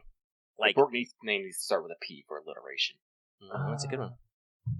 But yeah, so Jin Sakai I have been scratching at over and off and on again for, I think, a couple of years now. But I'm back into writing, and it's a lot of fun, and I'll continue to work on stuff. And like I said, I have mechanical rules I need to write. Like, I said this earlier, I need to port over the crafting system. I also need to port/make up rules for base building and stuff, because it's a little tactical or even turn-based strategy RPG inspired. So there will definitely be elements of like, okay, yonder adventurers, you guys have taken over a castle, or you're building a fortification in the wilderness. How long does this take you? How much money does it cost? What little mechanical tchotchkes do you get out of it? Because everybody loves little mechanical bonuses. Yeah. Plus, I think, in general, that can make you feel at home, because a lot of adventuring does, in fact, involve going places and doing stuff. So it's like, okay, we're at our home base. We feel a lot more comfortable now. And there will be, like, some of it will be simple of just like, okay, so you've built a library, so if you do any knowledge checks to research, you get a boost die. There you go. That's how it be. Or even, like, and if, like, okay, you've got an alchemy lab. Whenever you make a check to craft something here, you remove a couple of threat or something, that kind of stuff. Just so that you have a safe place to work and feel important, and that can drive your kind of back and forth. The inventory system mechanically is all done. Like, I spent quite a bit of time working on that. I think it's set. The only thing I've added recently was I did add an incredibly cliched D&D ass hand crossbow, because I think that pistol crossbows were never a thing in history. But then I realized, especially because one of the wizard prestige specs is going to be called Spell Shot, tentatively. Yes, they are a magic gunslinger class. I was like, oh, wait, shit. You might want more than one option to dual-wield a ranged weapon. Because other than like double-fisting boomerangs or throwing axes or something, there was literally only the hand cannon, aka the pistol. So I was like, I might want to do multiple options here. It has been decided. My character's name will be Porter. He is Porter, the pork priest. I bet he's going to have a big encumbrance limit. Yeah. By the way, for the kids at home, the pork are tall, thick-set, have tusks in the lower jaw and floppy ears. Are big boys. They don't necessarily have a strong culture, but occasionally they do make good chefs and hard workers, though a lot of them do the whole raiding thing. Mm-hmm. Again, the way that free will in this setting works is there's no outright evil races, except maybe dark elves, but the grape elves were corrupted by evil, so they're just mostly assholes. But even then, you could have your Drizzt and be like, nah, dude, I'm not about that evil lifestyle. So even though pork fit the role of, like, they're the orc type, they're the cliched fantasy orc types. They, in fact, wander around and beat people up, and if you, like, control F pork in the geography segments, you'll find out that, like, yeah, they've just got a lot of rando strongholds. I think it's mentioned in the Highlands that they have, like, let me see what it's called. Probably got a dumb name. Highlands. Excuse me. Oh, yeah, it is funny. Porkheim. The Fortress Sanctum, which is carved into a skull-shaped mountains. It's said to be home to the most powerful pork, and thus is constantly being invaded by other pork, because, wait, the strongest one lives here? Then I've got to live there. So that's kind of their deal. But for starting stats... oh my god, I'm right here. They start with 3 brawn, 2 agility, 1 intellect, 2 cunning, 2 willpower, 2 presence. You've got a shitload of wounds, but low strain. Mm-hmm. That's it. Being a priest is going to be interesting. I also do appreciate that the merits in intellect, not presence. It was like, I'm a pretty pork. Oh yeah, no, I had that debate, but I was like, because I believe that's how the generic orc race in Genesis as an example works, because they give like fantasy trope examples. So they're like, orc, we'll drop presence but buff. It's either cunning or brawn. I'm like, nah, I'm not about that life. These are the big, strong, stupid guys. Mm-hmm. They take an int penalty. They take a brawn bonus. actual no reason to hurt their presence. It's not like they're not supposed to be super ugly or anything. They're just, they're not really about that book learning. Nope. They start with a rank in coercion or resilience. Taking resilience. And they have a special ability called Battle Rage. When you make a melee attack, you can add a setback die to the check to increase one hit of that attack's damage by +2. And they start with the vanilla 100 XP. Mm-hmm. I think I'm going to increase my willpower to 3. Yeah, the race with low presence is the Neph, but that's because they are the Tiefling equivalent. They're like weird and demony looking and cursed, so people no, they're weird. Yeah, that's right. I remember the setup I gave them. So they're 3 int, 1 presence. They start with a rank of no outsider streetwise, as you might expect. They start with flat 10s in both wounds and strain. They have the Arcane Ancestry feature. They can perform arcane magic without any skill ranks and always treat arcane as a career skill. Oh, that's terrifying. And then they have the ability Cursed Talent. Once per session, when making a check with a magic skill, you can spend a story point to re-roll 1 or more dice in the check. After doing so, all NPCs in the scene gain a fear of you and your powers as a motivation. Wow.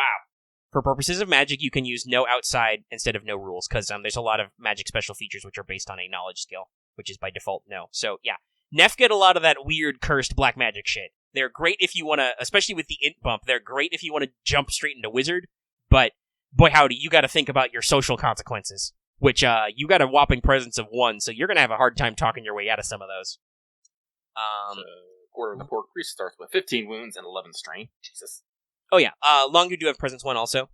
They're dragon people, but that's because they are vaguely fantasy East Asian people, so they're stoic. They're supposed to be kind of they're that weird species who is like, okay, so I understand that Final Fantasy Tactics is made by Japanese people, but samurai and ninjas really clash with the aesthetic. Whatever, they're cool. That's what Longu are about. And yes, the name Longu is in literally dragon. They have 3 willpower. And they start with discipline or no geography. They get extra strain threshold. And they have a dragon breath weapon. Dragon breath. You have access to a weapon profile that uses your resilience score. It does damage 6, crit 4, short range, blast 3, burn 1, slow firing 2. After you make a check with this weapon, you suffer 3 strain. You can choose if this is stun damage. So yeah, they get a breath weapon attack, which is pretty cool. I did a kind of an interesting thing where half elp is its own archetype style. Because I was trying to figure out how to do that with features for either elps or humans, and that didn't work. So they get flat round stats. They get 2s and everything. They get a starting 11 plus brawn and 11 plus willpower and wounds and strain. They only start with 100 EXP. They can start with a rank of leadership or survival. Because, I don't know, half-elves are special and shit. And that's reflected in their special ability, Touch of Fate. Once per session as an out-of-turn incidental, you can move 1 story point from the Game Master's pool to the player's pool. So once per session, you can be like, no, I'm gonna boop that story point back. Good. Because humans have the Ingenuity ability, which is once per session before making any check, you can spend a story point to reduce the difficulty of the check by 2 to a minimum of easy.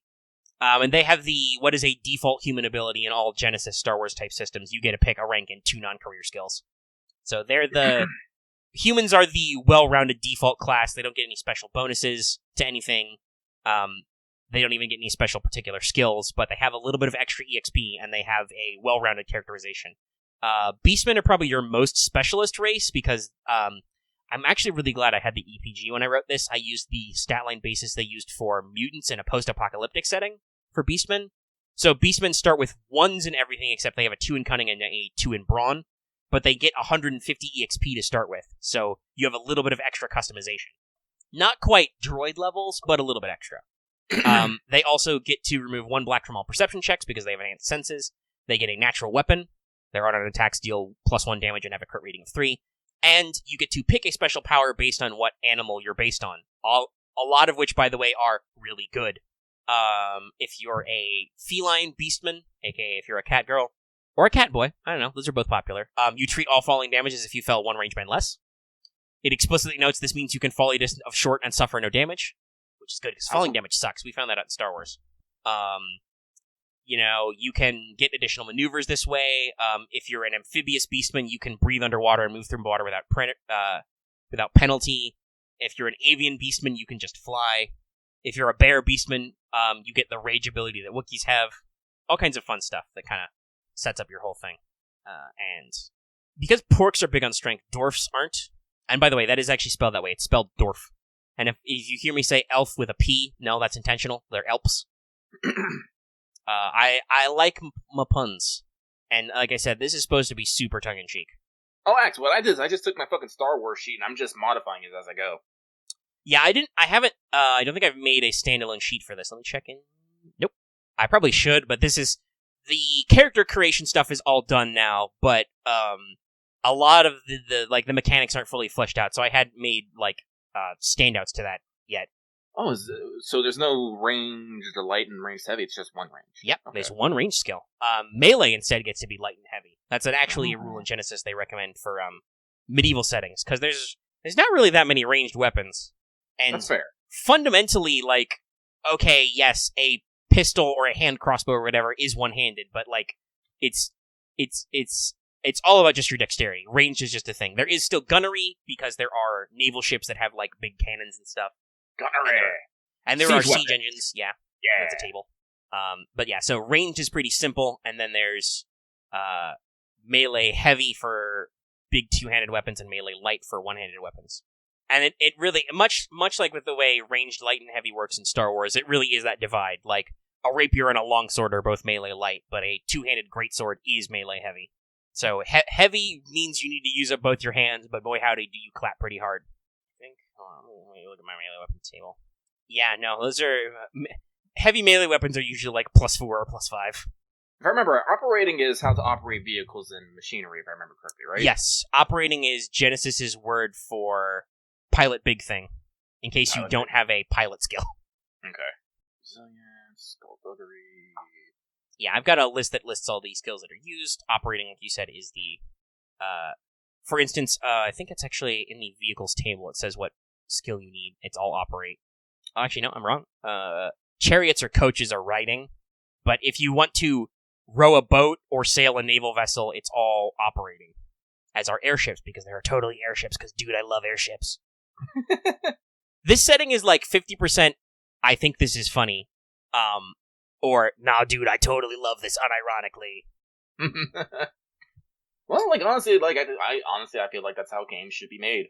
Yeah, this is just me looking at all the jokes I like, because those are commentary about stuff I do think is weird or funny or even stupid. And then it's just okay, but there are also some things I unironically love. I just love airships. I don't know why. It's cool. Who doesn't love airships? It's probably Hayao Miyazaki's fault. Good job. But yeah, the link to the Gensekai document will be in the video description. I've already given it to patrons. Stay tuned to more as I work through this, and like I said, I've still got some mechanical stuff. I think I said this recently, that maybe after Star Wars, assuming I don't immediately feel like jumping back to Mages of War, and also then we have to debate what we're going to do with some of these extra people we've attracted into our group, it would probably be start playtesting Gensekai. That'll still be a while, because another big thing I got to work on is some adversary stat lines, NPCs and stuff. Because this is something I definitely know. Having a good bestiary is important.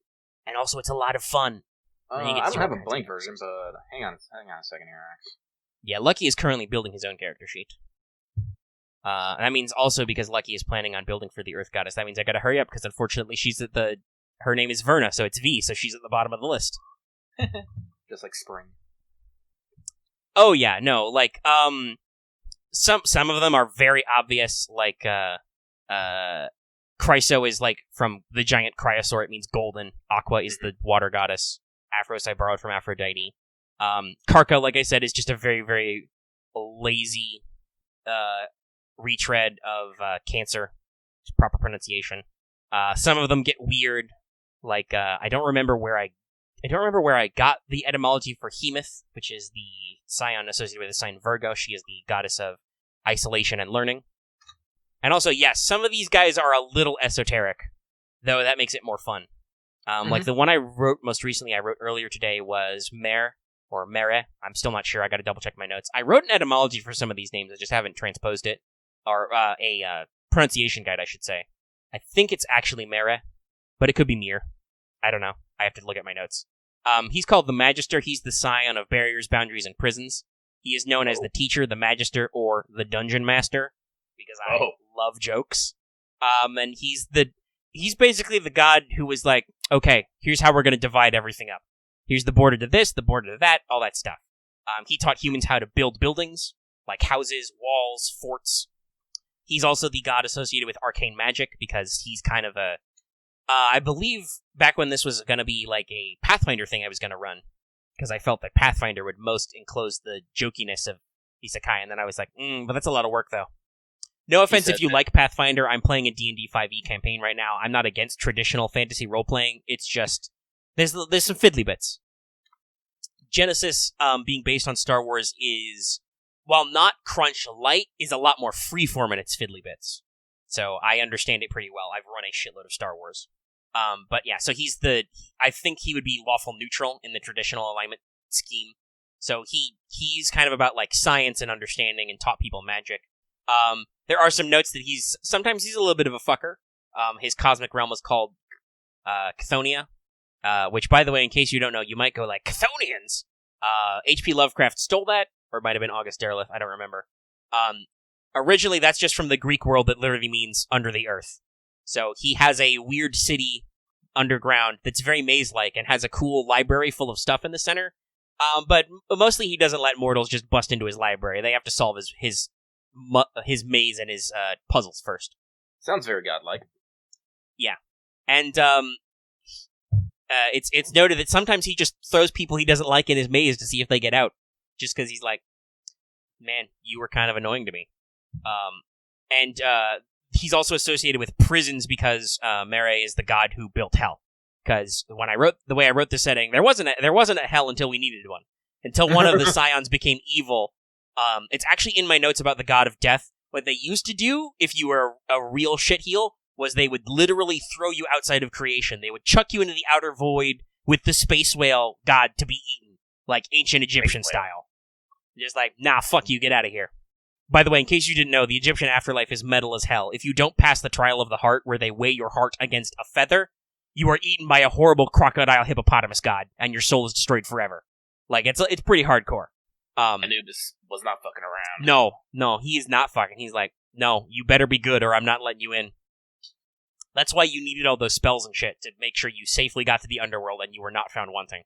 I forgot. Is it you get 4 free skills for career and then 2 for spec? I believe so, yes. Okay. It should be, yeah, I think it's 50%. So you have 8 career skills from career and then 4 from spec, so it's, 4-2. Okay. You cannot double up, I believe. Or can you? Actually, no, I think you can if they're separate categories. Yeah. Like if I have Divine from Priest and Divine as White Hat, I can. Yes, that's right. That's why that's written that way. I remember my game design. So you can choose to double up if you want, or you can diversify if you want. Skills, kids. You just can't go above 2 at character creation ever, unless this is Star Wars and you're playing a Corellian human. Then you can go to pilot 3 at character creation because Corellians. Zoom.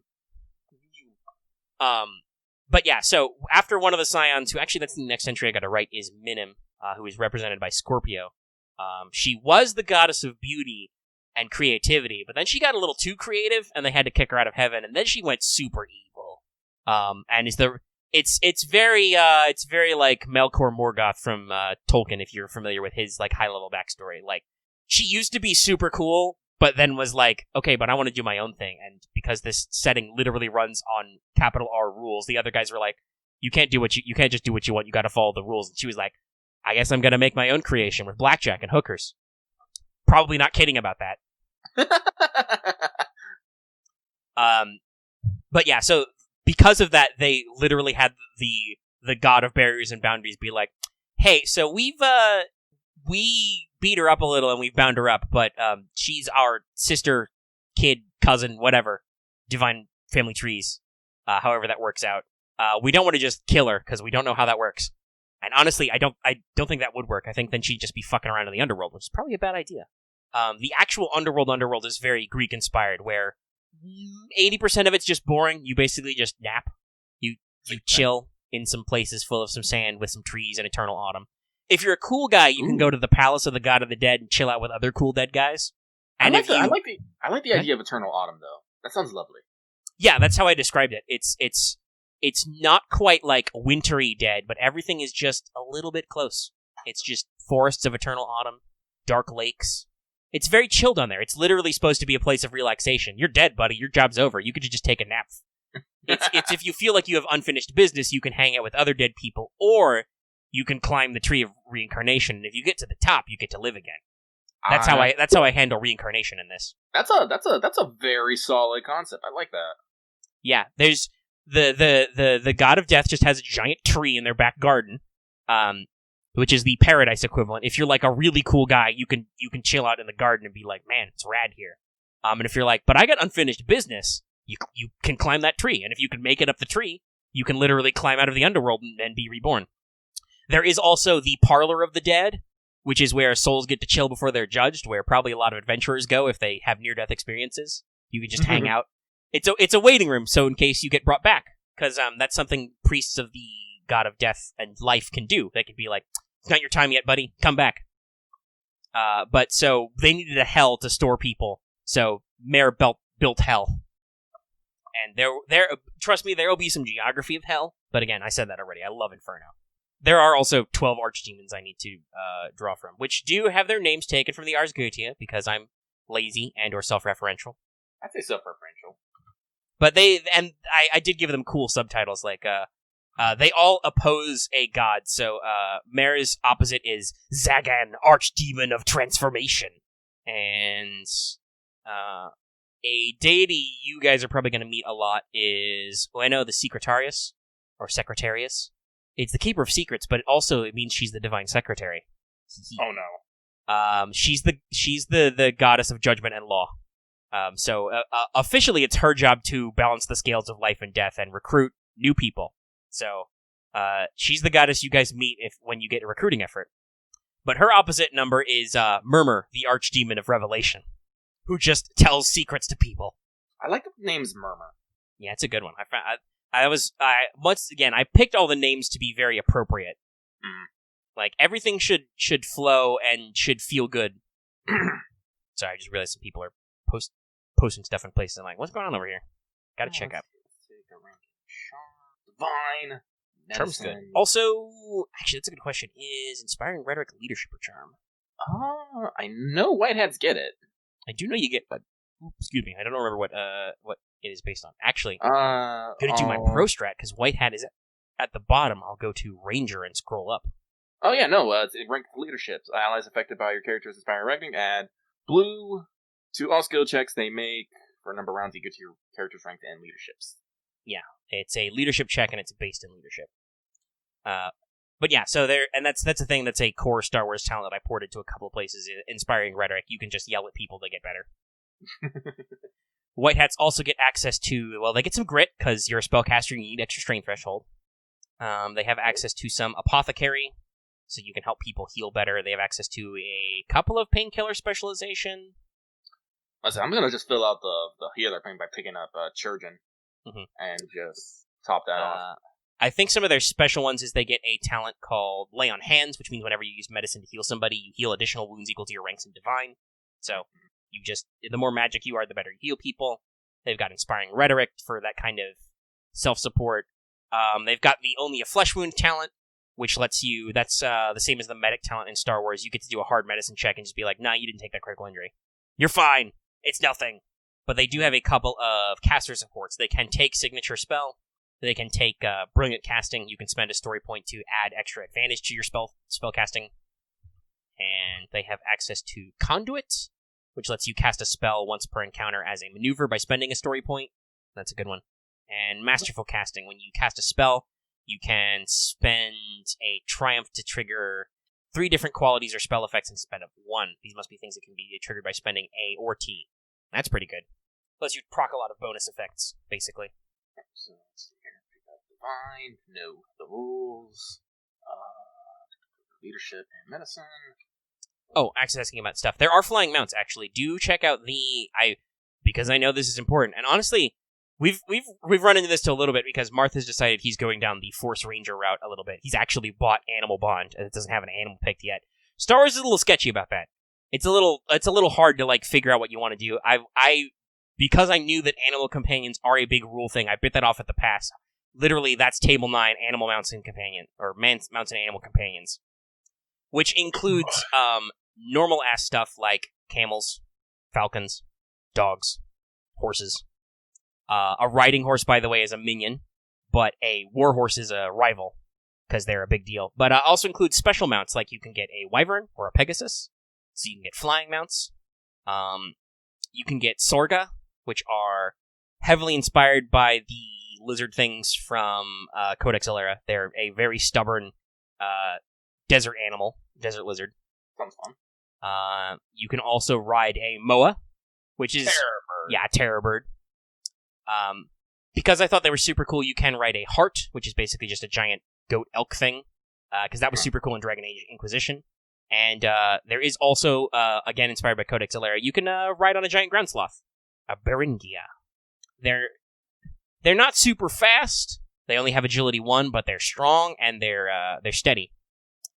They have a special ability called Docile Mount. They add a blue to all riding checks with this animal because they're just that chill. Lovely. But also, they're silhouette 3, and they can do sweep and toss. So they can hit multiple people in melee, and they can just throw people. Something slow to anger. Yeah, no, they're big boys. They have 35 wounds. They're big. They're also, I believe, pretty expensive.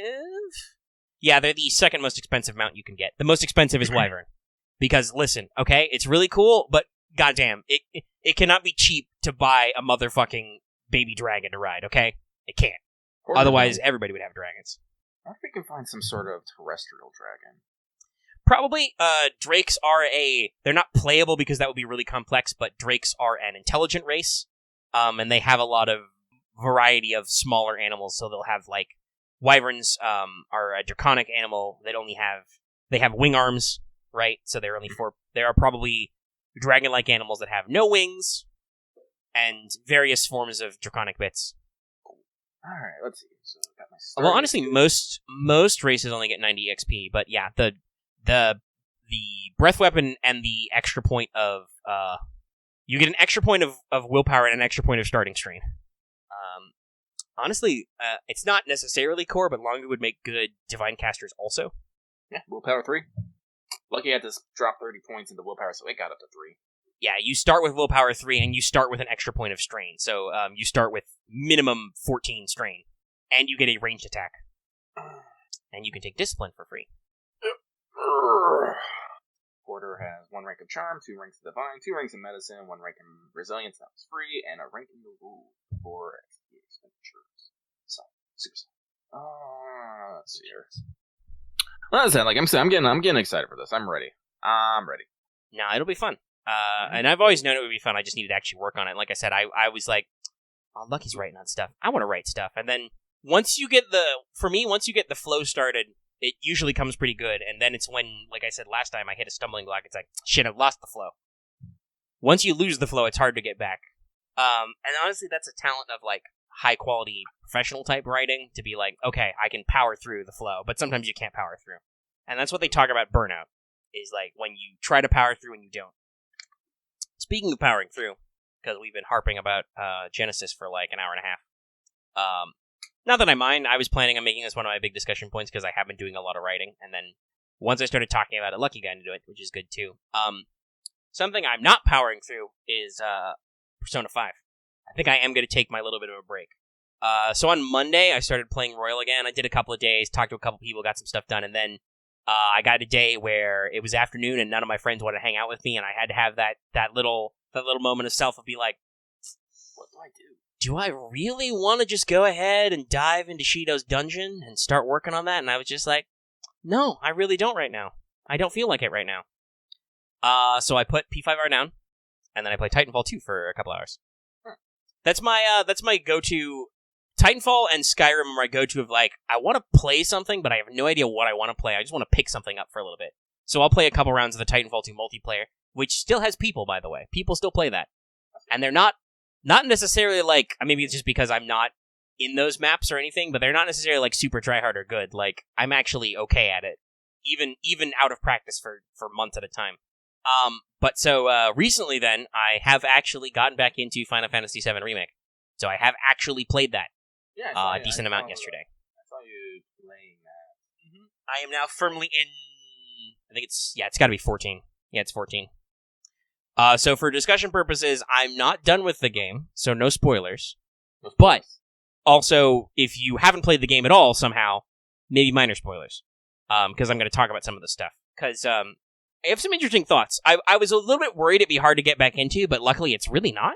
Like, it's very easy to pick up and be like, no, I remember this move's good, remember my setups. Mm-hmm. Like, there's still a couple of times when I've stumbled into boss-type encounters and been like, ooh, maybe I might need to go back, but no. But that's just because the game design, the enemy design, I should say, for 7 Remake is a little bit finicky. Sometimes they want you to do something very, very specific. And I think I talked about that when it first came out. It was like, there are definitely moments where the game almost wants you to, not quite to Dark Souls yourself, but to kind of be like, no, you shouldn't feel afraid to fail and then have to hard reset. Like, literally, if you pause in the middle of a combat, it's like, do you want to go back to the start of the battle? And that's an important thing to keep in mind, that the game lets you and wants you to do that at times, to be like, hey, your materia setup for this doesn't work at all, you want to fix that. But I want to say that I started back again in the middle of, I think would be Chapter 12 then. I was in the middle of the pillar. Which I gotta say was really interesting. I'm glad I got over that hump, but man, starting where I did start reminded me of a couple of the things I don't actually like about 7 Remake's game design. One, being solo sucks. I was still in the period where you're Cloud solo down there. Mm-hmm. And man, I used so many more items in those, 15 minutes I had left of that segment alone as Cloud than I did most of the rest of the time playing the game. Mm-hmm. With 2 or 3 party members. Because, damn, you burn through a lot. I don't know, maybe I should be swapping my materia setups more, but it's like, wow, some of these enemies are very finicky to fight 1v1. Fuck those helicopter dudes. If I remember right, yeah, I remember thinking, Eric, you need fire for fucking regular human enemies, but you need electricity for mechanical enemies. Then you need arrow for the flying fucking enemies, and then at the same time, you need to make sure you have pop cure. Yeah, you need to be able to heal. And considering your main weapons only get 4 slots, yeah, it's a little rough. It's a little rough sometimes. If I remember correctly, I was popping a lot of potions. Oh yeah, no, like I said, I would regularly after a hard-fought battle, be like, okay, Cloud, I'm going to need you to pop 4 high potions, and let's go to the next floor. Yeah. And then immediately after Cloud gets out of that segment, it hit me with another thing, which is, okay, all the environmental stuff, it's really cool, but man, they really put physics on everything. You have a playable segment as Aerith down on the ground, and the crowd all have physics, and you run into them, and man, it's a thing. There was a big cutscene where Aerith helps a girl get away because you're evacuating people from the Sector 7 slums. Great detail though, by the way. They don't undersell how devastating the thing is when the plate goes down. Damn, that was a moment, as it should be. But also I do appreciate that they go the extra mile to be like, no, but some people got out. Yeah. Including Wedge of all people. How did this guy live? I'm stunned. Oh no, they actually No, they do the whole thing. I'm past that part. We've found him and thrown him in Aerith's house. I'm just like, dude, you got a free pass, buddy? You got out? He will keep the silence? I mean, if he, snuffs it later, that's another thing. But, damn, I was shocked. I was floored. Because, especially the way in the cutscene they showed him, I was like, oh no, I think he did bite it after all. And then you're like, motherfucker, the cat comes out and you're just like, did this motherfucker just live? The cat's clearly saved him. Yeah. More power to cats, as Cloud would say. Good kitty. Oh, I've immediately gotten back to one, loving big Aerith Tifa energy, and then also just loving how socially inept Cloud is. There's a moment later when Tifa's literally crying about stuff, and the cutscene goes on for a good solid 60 seconds before Cloud's like, oh shit, I guess I should hug her. And then after another 60 seconds of that, Tifa's like, Cloud, dude, you hurt me a little bit. And he's like, oh, sorry. I don't understand how to hug. I only know how to sword. Something about the segment that I like is Barrett loses his glasses, and it's actually really good because Barrett has some beautiful fucking eyes, yo. Oh yeah, Barrett is great. I'm especially after hanging out with just Aerith and Tifa for so long. I'm so glad they went whole hog. He even gets a playable segment as the core character in here in this little block. It's just like, yeah, that's what I needed. I needed some Barrett. I honestly keep talking about Final Fantasy VII. I really didn't like Barrett in the beginning. Because he was just 110% all the time, and sometimes that was against you, so I'm like, Barrett, please, calm down. But, when I got to this point, I'm like, no, Barrett, give me more of this. You're amazing. I love you. I think that's the point of Barrett's character. He's, even in the original game, he's very sassy to you. He's not very trustful. Oh, yeah. It's only through his his interactions with, like, Marlene that you actually get to be like, oh, well, I guess he's not all business all the time. And then the thing happens, which this isn't... Well, fuck, is this even... I guess Midgar is decently long. You could call it the Act 1 twist, but, like... But no, when the thing hits, when, like, Sector 7 goes down, all of his friends are dead, all that stuff is like, wow, you start to feel for this guy, and Barrett doesn't stop being a whole roller coaster worth of feels until the end.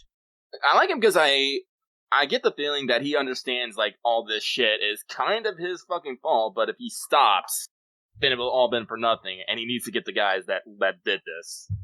Which I think was a great thing, because that's one of those things that fucking the president keeps bringing up to Barrett. It was just all like, oh yeah, huh?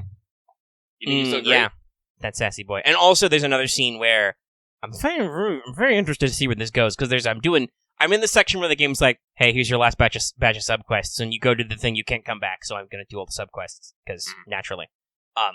But there's a moment when after you do all that, where you meet, is it Kyrie? There's an R in there, I think?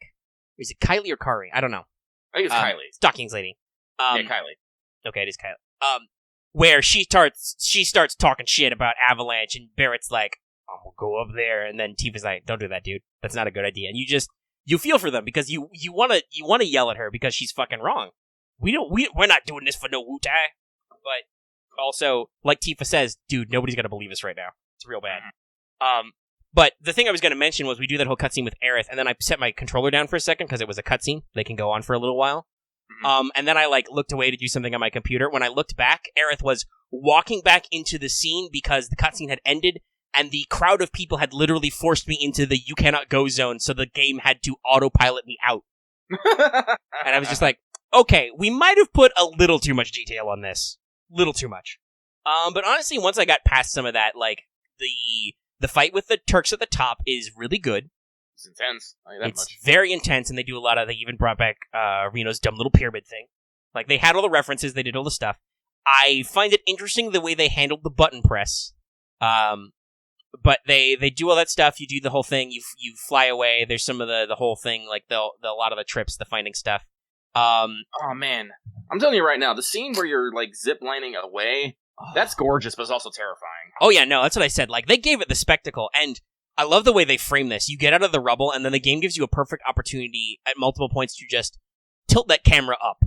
And just, they don't really, like, harp on it, but you can just tilt it up a little, and you can just look at the literal hole in the sky. Like, you're just like, dude, the fucking plate is gone. Yeah, they do a lot with the environment, it's like, there's just so many, like, picturesque screenshots in this game. Oh yeah, no, it's great. Every frame a painting kind of thing, I think is a phrase I used before. Like, it's...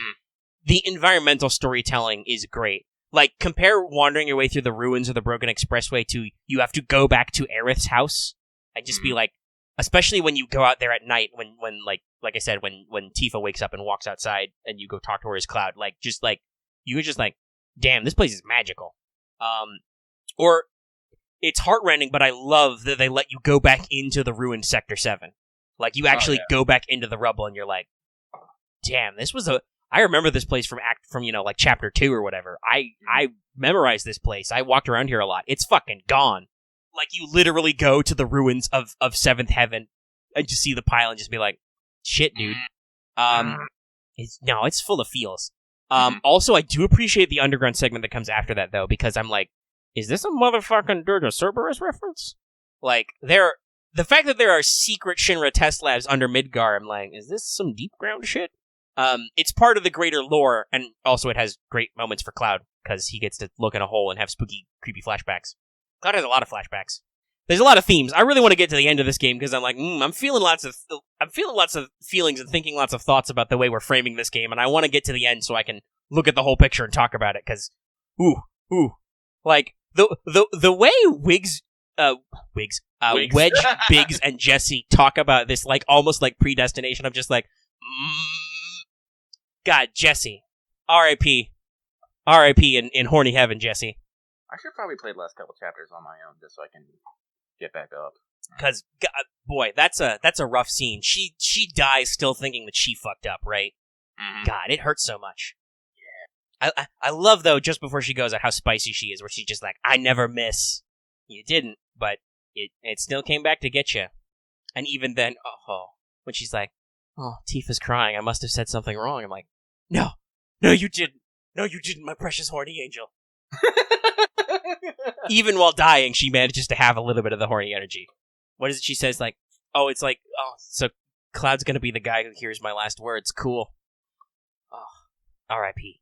Did we ever talk about, like, the actual side segment where you actually go visit Jesse's parents? We did a little, but, like, especially now, because Cloud's way to try and build her morale so she won't die is like, "Bitch, you owe me a pizza." And she's like, "Yeah, I do." It's like, Cloud tries. He tries. He's like, "How do I social? Pizza. Give comfort." Like, honestly, if I'm going to be honest, I thought personally that the pillar was a little bit too long. I think it is. They like everything else in the game, they turned it into a whole chat. Like, if you want to talk about stuff that's a little too long, the train yard's probably a little too long. Mm-hmm. I felt like that one dragged on for a little bit, especially with double boss fights. Oh, yeah. Not that it wasn't cool and thematic, but I was like, this is a little long. Same with the pillar, because the pillar has multiple segments. Like, at first you're like Cloud, and you're like, "No, I won't let anyone die, my PTSD!" And then you basically bum rush the entire pillar. You get to see Biggs off. And then you start with this big confrontation with the Turks, and then Cloud literally stands behind a pile of rubble or a piece of construction equipment for, like, it's got to be, like, at least 5 minutes. Like, the Aerith segment isn't very long, but it's still a complete cutaway. And then then you do the whole thing and you meet Tseng, which, by the way, God, this motherfucker, Tseng. In the flashback later, also, by the way, I really hope they drop the subplot that Tseng crushes on Aerith, because, man, he has been hanging out with that girl a long time. That was a subtle thing in the original that I hope they leave off, because they show how young she was when they first met. It's creepy. Even though he doesn't look like he ages at all. That's weird. But the part I'm talking about is he arrives at Elmira's house, and he immediately launches into a theological discussion with her. I'm like, dude, what the fuck? You have just met this woman. What is wrong with you? But that segment with Aerith in the Pillar chapter is, like, so quick, and then it smash cuts away, and then Tifa joins up with Cloud, and you guys are buddies until you get to the top, and you have your big showdown. I'm just like, yeah, this could be a little tighter. I feel like they're trying to prolong the inevitable. It's a remake. Most people will know the Pillar falls. It's, I think, one of the big iconic scenes of 7, which probably a lot of people have seen because it's still in Midgar, right? Yes. So, like, most people probably know this bitch coming down. So you're just in that build-up to, like we said, that full-blown disaster porn shot at the end where the whole thing just comes tumbling down as you fast rope away. And somehow manages to look less ridiculous than the original with fucking... I think, like, Tifa is, like Barrett and Cloud are both holding on to Tifa, I think. I'd have to watch the scene again. It's weird. At least they didn't stack, like, Mecha Shiva. They didn't form a totem pole, like in the original. No. They're hanging on to him because Barrett is big. Barrett is a large lad, and he starts it off by grabbing the rappel line, and then Cloud literally throws Tifa because she's having a breakdown, and then jumps off, and he grabs Barrett's, like, shoulder, and Tifa is between them. And then you get...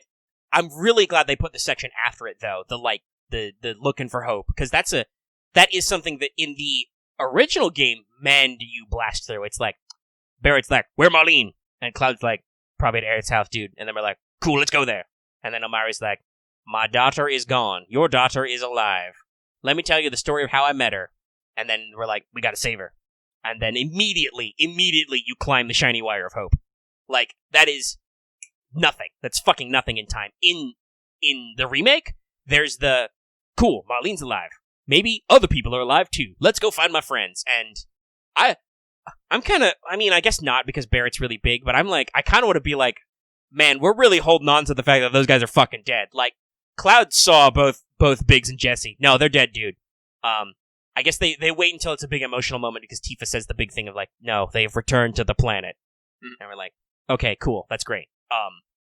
But I felt like Barrett, maybe that's just a storytelling thing where like Barrett held on to that one for a while and we really didn't, like, Tifa and Cloud really didn't disabuse him of that notion for a long time. Until it was... Fair. Go ahead. Well, personally, I think that's fair. Like, do you want to, like, try and convince Barrett that, no, they're dead, man! They're dead! No, I guess not, because his big moment is first about Marlene, where he's like, you gotta give me hope, man. Even if you're wrong, you gotta lie to me. And then he's like, I won't even be mad. Then he's like, no, I'd be mad. Sorry. I don't know what I'm talking about. I'm Barrett. But Cloud and Tifa are both pretty resolute that, like, no, if we told Aerith to go get Marlene, Marlene's fine. We just gotta go to her house. It's cool. And then you go through the whole segment of, like, okay, now we need to go back, because Barrett's like, we gotta find anybody. And that quality of Barrett slowly narrows to, he's like, okay, we've got to find fucking anybody. Oh, hey, it's all our friends. The shopkeepers live, Marla lives, the neighborhood watch guy lives. Like, they all survived, they all got out. And then Barrett starts to get that hope, and he's like, what if my eco-terrorist buddies are alive? And then you're like, and, you know, first they check out the bar, and then there's Wedge's cat, and then you go over there, and you're like, holy shit, there's a crater downstairs. And again, like I said, I'm thinking, did this motherfucker fall into the earth and live? Because in the cutscene, spoilers, but also, like, they literally do the whole dramatic shot of Wedge has got an armful of cats, and a big chunk of debris is coming straight down on him, and it does the dramatic cutaway like that, like he got flattened. Well, you know what they say, if they don't show you a body, actually die on screen. I mean, I was quite surprised when he was up and talking the first time, because in the original, he doesn't ever get up from that fall. It's way, way longer, and it's just like, nah, he's dead. He's dead, dude. He's fucking dead. But they did some interesting stuff, and I hope he gets, maybe before the game is over, up and talking, maybe. But we'll see. Cats are hard to keep people. They are. There's a lot of helpful cats in 7. You can tell somebody likes cats. But yeah, so that's a really interesting segment. Actually, I can check in my core rules. What is the stat for Primal? It's not statless, X. It's not how this game works. It won't be in here. Well, it'll be in the actual skills. In the rules. Skills. Magic skills. Primal is cunning. Divine is willpower, Arcana is intellect, Primal is cunning, Verse is presence. I should write that down before I forget. But yeah, so like I said, there's a lot of big moments in there. The pillar is a little bit long, but I like the aftermath of, like, no, we have to, like, that makes a lot more sense than just, like, because it seemed like in the original Final Fantasy, and obviously part of it's just because they have a whole, 40 or whatever hours left of the game to do. Probably more than that. Jeez, that's not even, like, halfway through. Well, it's about halfway through Midgar. But there's a lot of discs left, okay? So they have to power through to the next plot point. But it almost seems like just, like, these guys are crazy with, like, grief and anger. The only thing they can think to do is fucking go to Shinra headquarters and kick some ass. No, I think they did a lot better job of going through, like, the 5 stages of grief. Yeah, in the remake, it's definitely the whole grief circus, and the end is just that, like, Cloud is just, like... Also, by the way, I really like that Cloud goes off on Hojo for no reason. Like, he's like, that son of a bitch, Hojo. I'm like, yeah, that's telling. That's a lovely little bit of world building they just chucked in there. But yeah, no, it's, they actually build up to, like, Elmira's like, no, they always let her go, and Cloud's like, I don't think they're gonna let her go this time, Chief. And, like, they have that whole build up, and you get to actually sleep on it. You wait a day. And then you get to the segment I am in, which is, hey, do all your side quests. Which I'm gonna do. I have discovered, as you said, the fast travel, the chocobo system. You can pop around to new points. You gotta rescue all the chocobos first, but that'll be handy because, there's some quests, like, because if I remember rightly, because it's been about a month, you get your extra limit stuff from doing Coliseum fights, right? Yeah, there's a Coliseum fight there, and spoilers. There's also an arena style fight in Shinra Tower. Neat. I'll be sure to check that out. I'm not that surprised. Shinra Tower was full of a lot of weird shit in the original anyway. And also, if I remember rightly, there's about 20 chapters. I'm only on 14. So yeah, no, like a full chapter is gonna be just going up the Silver Line of Hope. Which makes sense, because they expanded the getting to the second reactor, and again, that's another thing that in-game was just hand-waved, just like, no, just climb this wire straight up. That doesn't make any goddamn sense. How do you get through the plate? The plate is huge. Yeah, no. It's a whole goddamn thing. It's wild. It's great. But yeah, and then, like, Shinra Tower, you start at the bottom, you make your way up. They do the lovely thing where actually, like, there's a part, you don't, if I remember correctly, you don't do a lot of combat in Shinra Tower until you get to what they call the drum, which, if you look at Shinra Tower, you'll see the drum. But other than that, it's a bunch of exploratory puzzle stuff, a lot of exposition, talking. Yeah, that's how I remember the original going. It's because it's just like, okay, you've got to climb all 60 floors, you get to the 60th floor, you kick in the door, and then it's like, nobody really knows or cares you're here, so... And they actually kind of explained that, too. And then they just go through the motions.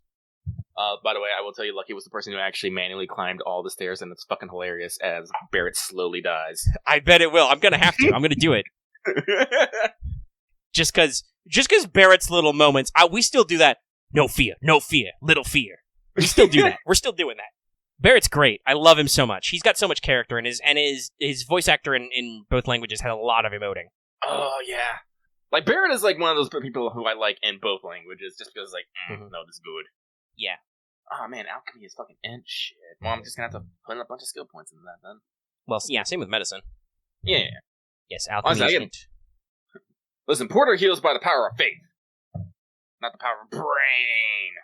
Well, and I mean, that does make more sense. Like I said earlier, heal is a spell type that is normally only available to Primal and Divine, and I believe Verse, because that's an optional rule. That's an added skill.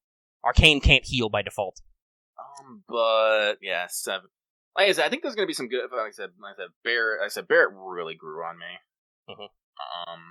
Oh man, but again, sassy Eris is the best. Thank you, Maya Sakamoto. Oh yeah, Aerith is a delight. I love so much that we can really get away from a lot of people characterized her as like the martyr type, just because of stuff that happens later. The princess in the castle. Yeah, like, oh, we have to rescue her. Oh, she's all about flower power and peace and love and stuff, and be like, no, Aerith's sassy. Like, she's a good person, but that girl's sassy. She will punch a man. She will beat them with a chair. Yeah, like I feel like if there hadn't been a tiny girl standing right there, she would have just punched Sung. Like, it would just been like, because I was just thinking, bro, you better be careful, because you have to know this girl. You've been following her around. You know she'll fuck your shit up. Like, it's a whole thing. Though, God, it's so.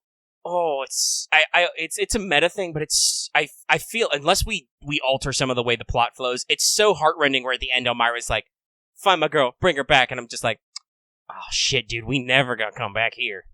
Like, don't spoil that for me if that does happen, but I'm just thinking based on the old plot, I'm like, oh no, we never do get to go back until like disc 3 after the thing's already happened. Like, shit, dude. Well, I can't speak for what's for the future, but as I said, we're going off course.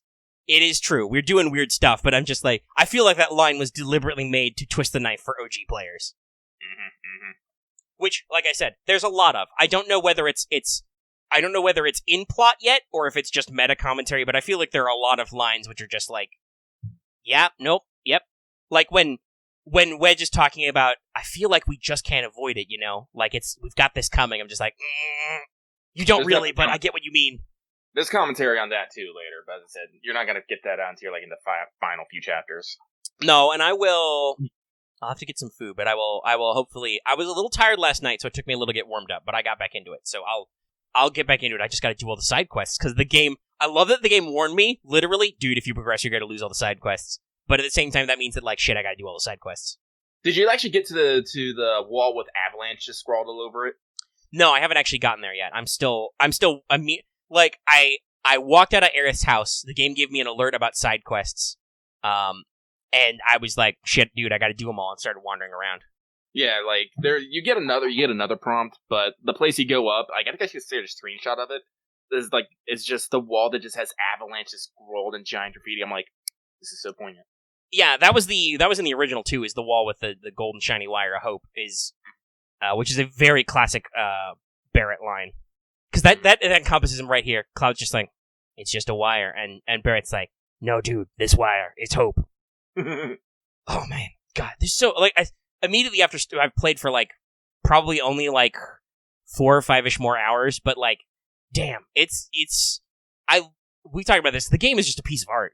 And it makes me so ready for more of it. Like, I'm like, gosh, I just can't wait to do extra stuff. Like, even if you're changing the plot line, we have to still at least go to like places like Cosmo Canyon and stuff. And like, I want to see this shit. I want to walk through, Nibelheim in this engine, stuff like that. Like, I want to get the goods. Unfortunately, it's probably going to be even more of a while because of stuff. But we're here. Well, as I said, Square Enix did say that development on the second game will not take as long as the first game. No, because I think the first version was a lot of the engine building, asset creation, stuff like that. Yeah. Now that they've got a lot of their core assets, they got a lot of their core engine, the primary issue will be backwards compatibility, but hopefully that should be pretty good. And I expect there will be a next-gen port of Remake, because why the fuck not? Mm-hmm. Like, God, I imagine Sony will shovel some money at Square to make that possible. But yeah, like, I'm very interested to see. Hopefully it should only take them, like, instead of, like, what was it, like 5 years? Or more? 6? It's a long time. It was a long time. It was 5 or 6, because they announced it at like the 15 year, and it came out after the 20th year. I think it was even longer, maybe. I gotta double check my timelines. It was a while. But hopefully it only takes like maybe 2 or 3 years. That'd be good. Because I will do all this stuff. And yeah, Black Hat's fun. Black Hat's I did my common Final Fantasy tactics type joke. The offensive casters are called Black Hats, the healing casters and defensive ones are called White Hats. The primal basic caster is called Green Hat, and there is a Red Hat advanced spec, which will have a little bit of the mix between the two, because I love it. Red mages are cool. Oh, my nose is so itchy tonight. I don't know why. But okay, that's I think that's everything I got so far on Remake. I'm not much farther than I was. I'm like, a chapter and a half. I don't know. Like if you keep up the stuff, you should be done with it by next week. Yeah, probably, and I think I will, because I am super into it now. It's like, yeah, I'm up there. So let's. I don't know, man. With Omega playing it, I might have to go play it again because I said I beat it pretty quickly. Well, and the beautiful thing is you do have chapter select. Mm-hmm. Well, I was winding down on intro. We haven't talked about any anime stuff. Lucky, are you ready to talk about Monster Girl Doctor and stuff now? And stuff, I can guess. Yeah. So, Lucky has watched the first episode of Monster Girl Doctor, and he doesn't think it's a bad anime, but this is one of those situations where I think I've been spoiled by the light novel, in particular the light novel's art style. Because, unfortunately, this is what it seems to me. It's like, I could be wrong, I could be biased, I don't know. Lucky generally doesn't know. But it seems that the animation style for Monster Girl Doctor is a little too generic anime style for me.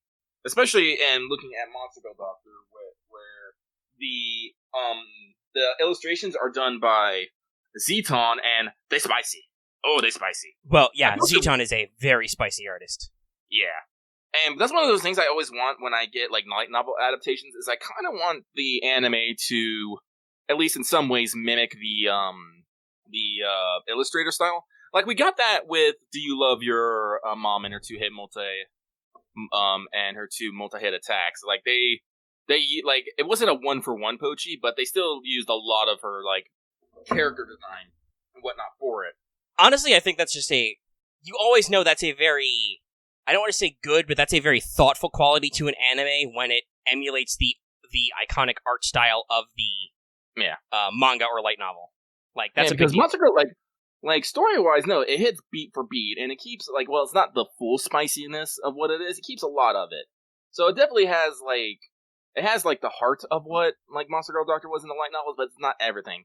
Which is something I really can't fault the series for, because, like I said, that's, like, loss in adaptation is something that's universal. Like, whether it be animation, lines, story content, all added stuff. Like, transitioning something from a book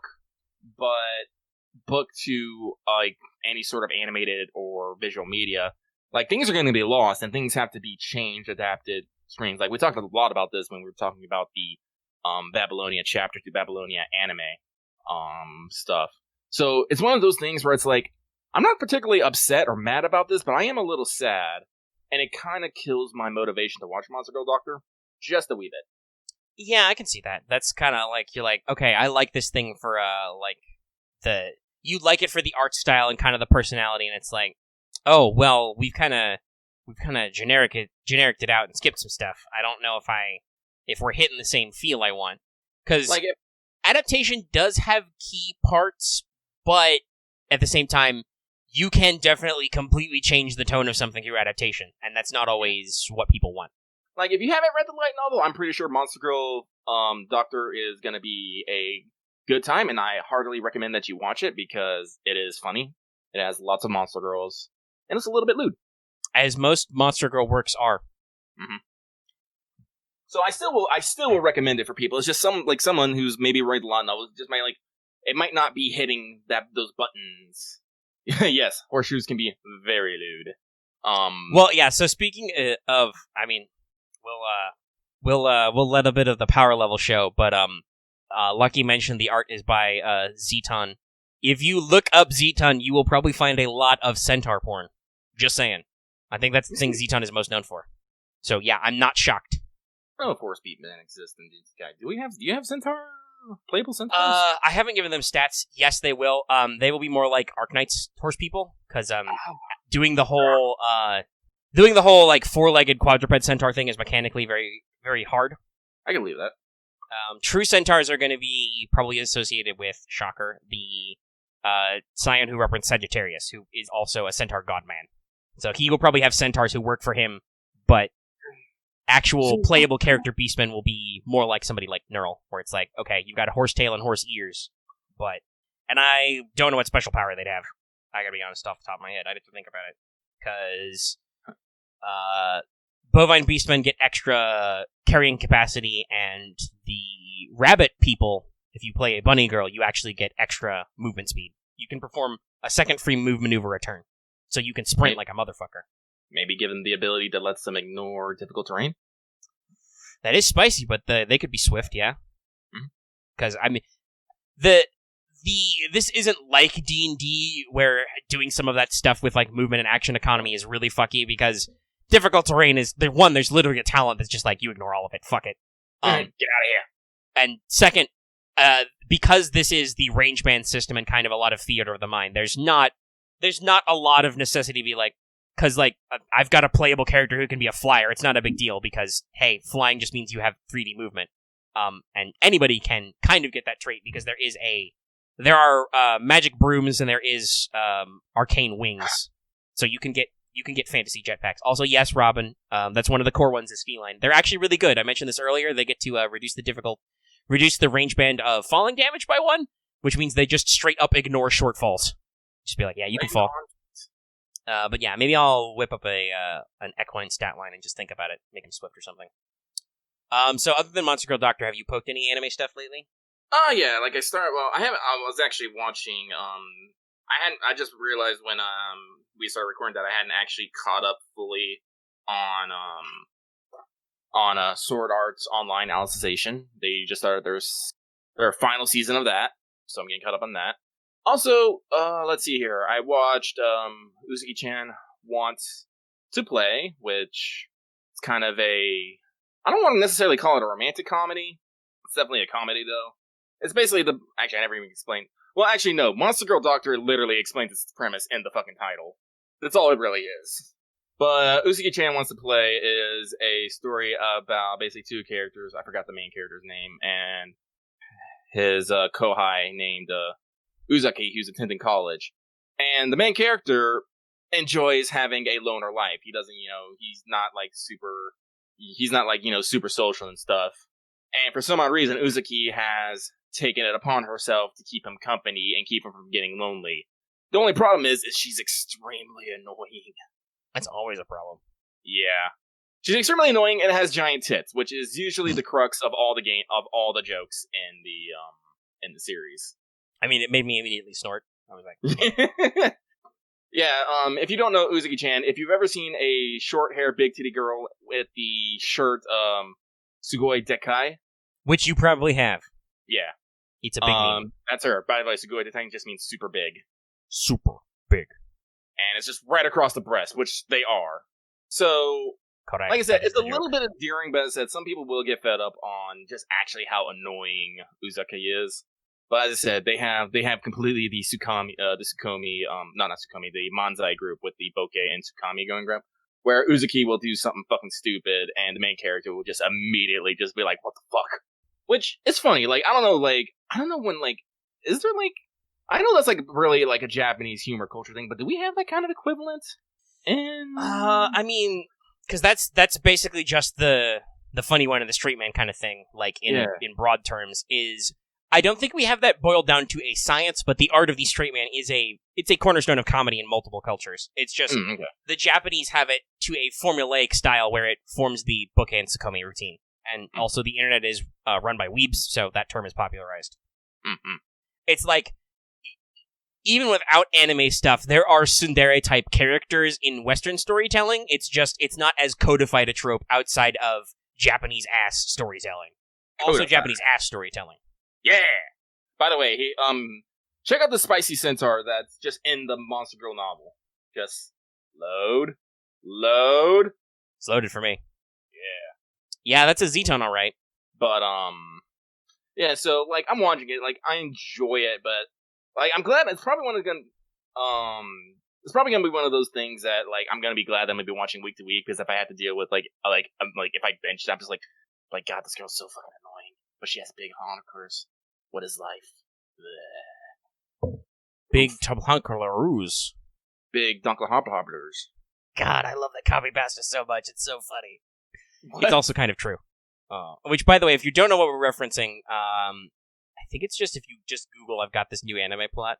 Oh, yeah. But, yes, if you just Google new anime plot, it'll be, and then you get the copy pasta. So I got this new anime plot. Basically, there's this high school girl, except she's got some huge boobs. I mean, some serious honkers. A real set of badonkers.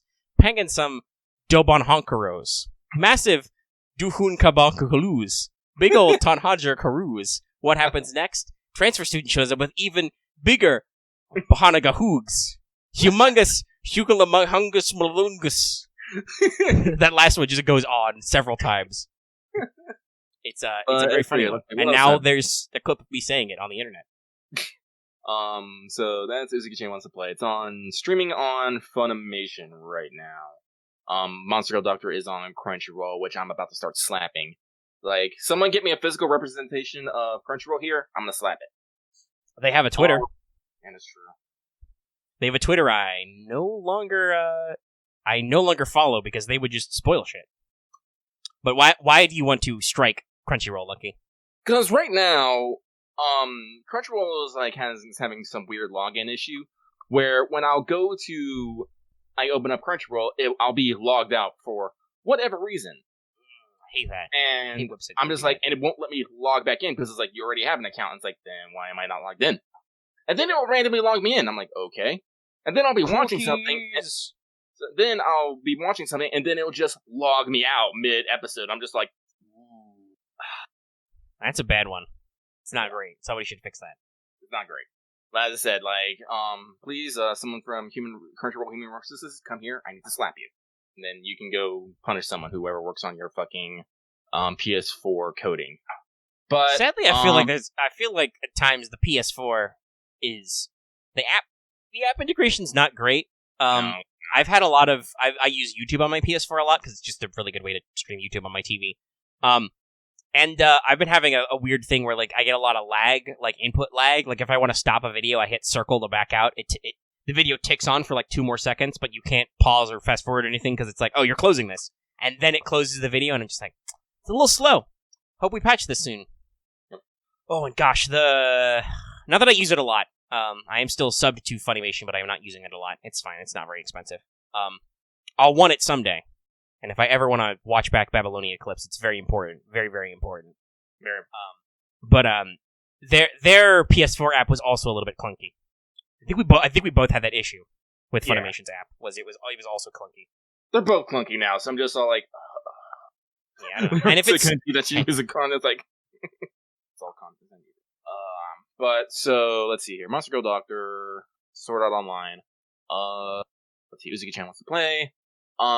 Something new that I picked up that I wasn't sure that I was actually gonna like, but it turned out really enjoyed was actually what is this called? Misfit of the Demon King? Hang on. Crunchyroll. Don't fuck up on me right now. Let's see what it's called. The Misfit of Demon King Academy. That's what it's called. So technically it's not an isekai. It's not an isekai trope, although they do use the OP MC cliche in a very interesting and funny way that I amused. So basically the story is the Demon King is just like, alright man, alright y'all, I'm sick of this fucking war. This is what I'm gonna do. We're gonna stop it, I'll die, but in like 2,000 years, I'm gonna come back, and hopefully everything will be hunky-dory, because we're gonna like separate all the realms, no one will be fighting each other, and maybe there'll be some goddamn peace. Like, everyone else is like, alright, cool, die. He dies, comes back 2,000 years later, and there's literally a school in the demon realm called the Demon King Academy, where descendants of the Demon King go to be all like, yo, I'm gonna be the next demon. I'm gonna be the reincarnation of the Demon King. Just the way you said that, I'm just like, that's such an anime plot. That's an It anime is such an anime plot. fucking plot. I'm gonna be the Hokage Pirate King man. But they're all shit out of luck because the fucking Demon King reincarnates to like a human couple, and it's great. He's born, he could talk immediately. He uses magic to make himself like a teenager, even though he's only a month old, and then he goes fucking enrolls. And his parents are completely and utterly okay with this, which is the great thing. Like, so one of the things I really like about Misfit of Demon King Academy is they do this wild, swinging roller coaster ride between moments. So, on one second, you are hanging out with his parents, who's all like, you can't go off to school, you're only a month old, you're a precious baby boy! And they're just, like, screaming and doting on him as this Demon King, who, you find out quickly, is literally one of the most powerful things of life, is letting himself get yanked around by his doting parents. I'm just like, no, this is adorable. And then, as again, you swing over to In Combat, where he literally starts, like, making people just sprout blood from all their orifices because of the power of his heartbeat. I'm just like, this is another swing. And then, again, we go swinging back when the Demon King brings back a girl that he met and made friends with back to his parents. And his parents are literally losing their minds, saying that he brought home the first bride, and he can't stop them from their wild delusions. And so, it's this, like, lovely, like, they keep breaking up, like, serious action, or action scenes, just with these really comedic moments, and I really like it. And, like, as I said, usually OP MCs are kind of hit or miss, depending on how you execute them. That's one of those tropes that is like, okay, sometimes this is funny, other times this is just the Marty Stew problem. This sucks all tension out of the story. Yeah. And I think, like, for me personally, I think they're doing it pretty well, because he's not someone who, like, the MC is not someone who goes immediately flaunts all his power. He's not, because here's the thing, he announces himself as a Demon King, but no one believes him. Like, they have, like, the Demon Society has this really strict idea of, like, purebred demons versus hybrids. Because of, the Demon King being born to human parents, he's stuck as a hybrid, so whenever he's all like, oh no, I'm totally stronger than you, everyone's all like, no way! Like, demon nobility is best nobility, fuck you! He's like, okay, that's fine, whatever, I don't care. I'm gonna hang out here with my one friend. I'm awesome. And that's kind of of the stance he takes a lot through, is like, I'm fucking awesome, I don't need to prove it to you. Unless he needs to actually get something done. Then he's like, now I will destroy you. How do you feel about this? Do you surrender yet? No? Alright, more power for you. Die. Like, he's completely OP. Like, in his first encounter, he literally kills a dude. Kills him multiple times and keeps, like, resurrecting him. And it's like, you give up yet? He's like, never! Just snaps his finger. Guy explodes, resurrects. How about now? No. Snaps fingers, die, resurrects him. And that's just what he does. He's like, as I said, he's very cocky and arrogant, but not... What's the word I want to say? Boring. Boring, I think, is the word you want to say. He's not boring. He's not boring. And he's not boring, and that's true, but this word is, he's not someone who goes and seeks a fight. I can't think of a proper name for that. Yeah, I don't know, I don't know necessarily the word comes to mind. Oh shit, I just had it. I lost. I think it starts with a C. Combative? Combative's a good one. Sounds accurate. Yeah, he's not combative. Like, if you come up to him and try to start some shit, he'll end the shit, but he won't start it. And it said, I really like that because... And he also has, like, a stupid sense of humor. He, like, tries to make a joke and it completely falls flat, and he's like, humor has changed in 2,000 years. Back in my day, everyone would have laughed at that. That's always a great one. That's a great one. So I'm like, I liked it enough, I went and binged the entire translated version of the light novel. So it is a light novel, I believe. Yes, it is based off a light novel. And I said, I'm excited to see where it goes. Like, the animation's pretty solid. The voice acting is great.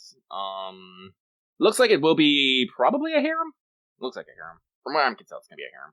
But it also looks like it develops its side characters a little, pretty well too. Always a good quality. Mm-hmm. Develop your side characters. Just a general writing pro tip. Yeah, like I said, that's why again I'm okay with him being so OP. Like, it's not in the anime yet, but later when he like gets in follow, he's like, all right, we're gonna train. It's like, why do we need to train? You're like the strongest fucking thing ever. It's all like, It's my personal ability to use anything I have to its maximum effectiveness, even people. So we're gonna train you to be as strong as you can. And I was like, all right, cool, yeah, that makes sense. He's not just gonna fucking 1v1 everything. And a lot of times, and then there's always the classic problem of like, but what do we do when you're not there? Because that's always a trope with like that happens a lot with strong. Like that happens a lot with Superman, right? Superman's pretty OP, but a lot of the drama comes from, well, what happens when Superman's off either handling some other crisis or just minding his own business somewhere else? Shit happens. I don't know if there's a manga. There might be a manga adaptation for it. I definitely know there's a light novel for it. I will do a quick check. Lucky is checking. Let's see. Let me check to see if the manga. If not, I'll just get you the light novel version. But again, like this is one of those series that I picked up not thinking much about it because honestly, when I hear the premise, I'm like, eh? But it's one of those things you have to like try, and I'm just all like, nope, this was actually real good. I am down to clown with this. Let's see here, Demon King Academy. Well, we talked about this when we were talking about isekai tropes and stuff earlier, and the way you make some of these settings. It sounds to me like while there is some genuine on-theme aspects, there is also just some kind of like, and some of the tropes are well loved. There's also just sounds like there's some side commentary here, right? It's like, oh yeah, this guy's the reincarnated demon lord. Of course, nobody believes him. That's dumb. Nobody will believe him. Yeah, everyone thinks they're going to be the next reincarnation of the demon king. Oh. How would you know? Because I know. Duh. And it actually looks like there's like, it comes out that looks like there's here it is, Mao Gakuen no Fukigeko Sha. Let's see here. Rich. But yeah, that's it. It is kind of those things because there are a lot of those series that have those premises where you read them and you go, because until you actually see it, right? You don't know what the tone is going to be. You don't know what the context is going to be. You can't be sure how straight they're going to play some things. And so, yeah, because like you look at the short board, but it's just basically Demon King goes to school 2,000 years with all his descendants. I'm like, wait a minute. You're like, okay, that could be a thing, or it could be dumb. Yeah, because there are a lot of bad uses of tropes. OSP has a really good trope talk about tournament arcs, because tournament arcs can be good, and some of them are really good. But I think I talked about this with something else. There's the reason why things are called cliches is not necessarily that they're inherently negative. Like, something that is a cliche is not a inherently bad writing trope or element, but we call them cliches because they are, in short, trite. Generally, pop culture is over them, right? Mm-hmm. We've gotten tired of them, and the reason why people tend to get tired of these cliches is because they get used as writing shorthand. The author knows they want a tournament arc because all their favorite shows that they are inspired by or whatever, or their favorite mangas or however, have tournament arcs, right? Yes. It's the thing like we talked about. You get inspired, you want to do your thing, but they don't actually know what they want to do with the tournament arc. They just use it as a shorthand. Mm-hmm. And because of that shorthand, you create something that people find boring. We had an interesting discussion with somebody the other day about what they want out of a fight scene, which was... It was very weird, because I think both of us said this at different points, and several other people did, is like, I don't want to say your opinion is wrong. Your opinion's not wrong, right? Mm-hmm. Opinions are subjective. Mm-hmm. But the value judgments you are making are completely different than myself and what I perceive as many people's value judgments to be. Yes. And I'm just be like, okay, that's weird. I understand better. I'm glad we talked this through. I kind of get where you're coming from. I feel like you may still have problems with this discussion in the future, because what you want out of a fight sequence is not necessarily what other people want. Because the one thing I even pointed out was just like, yeah, I noticed you didn't talk about like choreography or scene comp at all in there, and I'm like, that is definitely some people like out of a fight scene. It's something I appreciate out of certain good fight scenes is just the composition, right? Especially in a visual medium.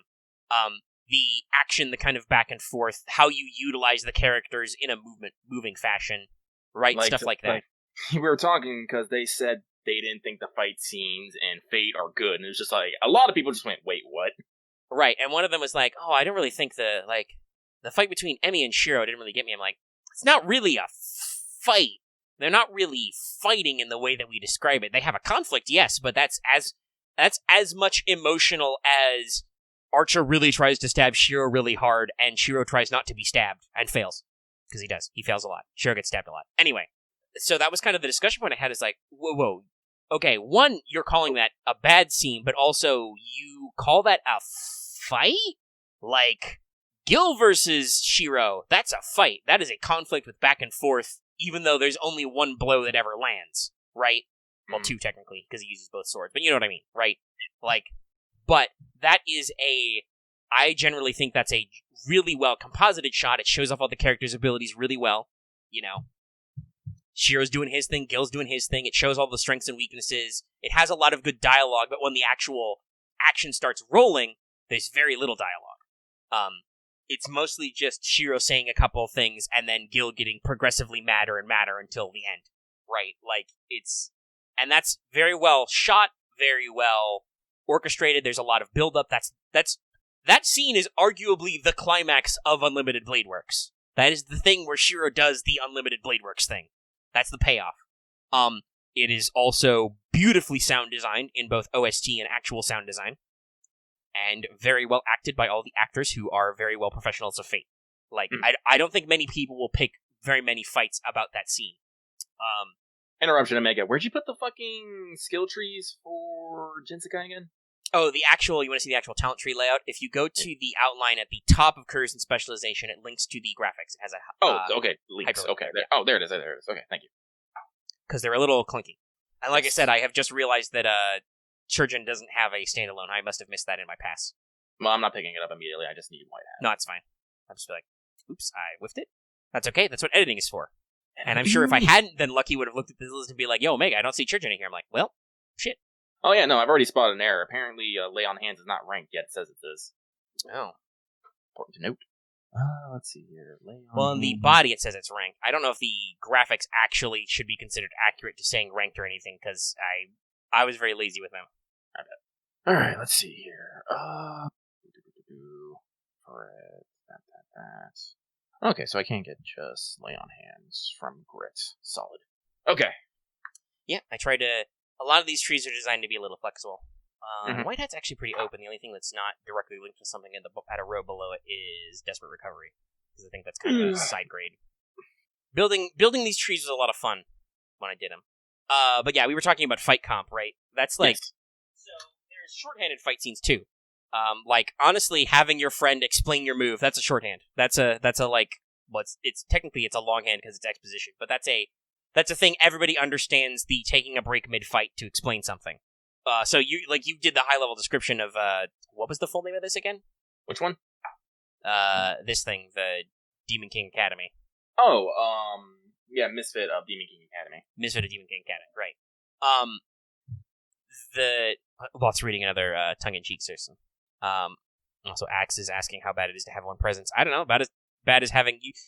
Axe, you've played Star Wars. This is the same core system. How bad do you think having one presence is? It's all the same. I don't think there's any, other than verse magic, there's no additional skills which key off presence. But anyway, so we were talking about how when you read that description, you're like, okay, this could be cliche. This could be a bit trite, because it's calling out to a lot of often cheesy ideas, and like I said, even cliches that we come across, like, oh, you're the Demon King, oh, you're reincarnated, a lot of stuff like that.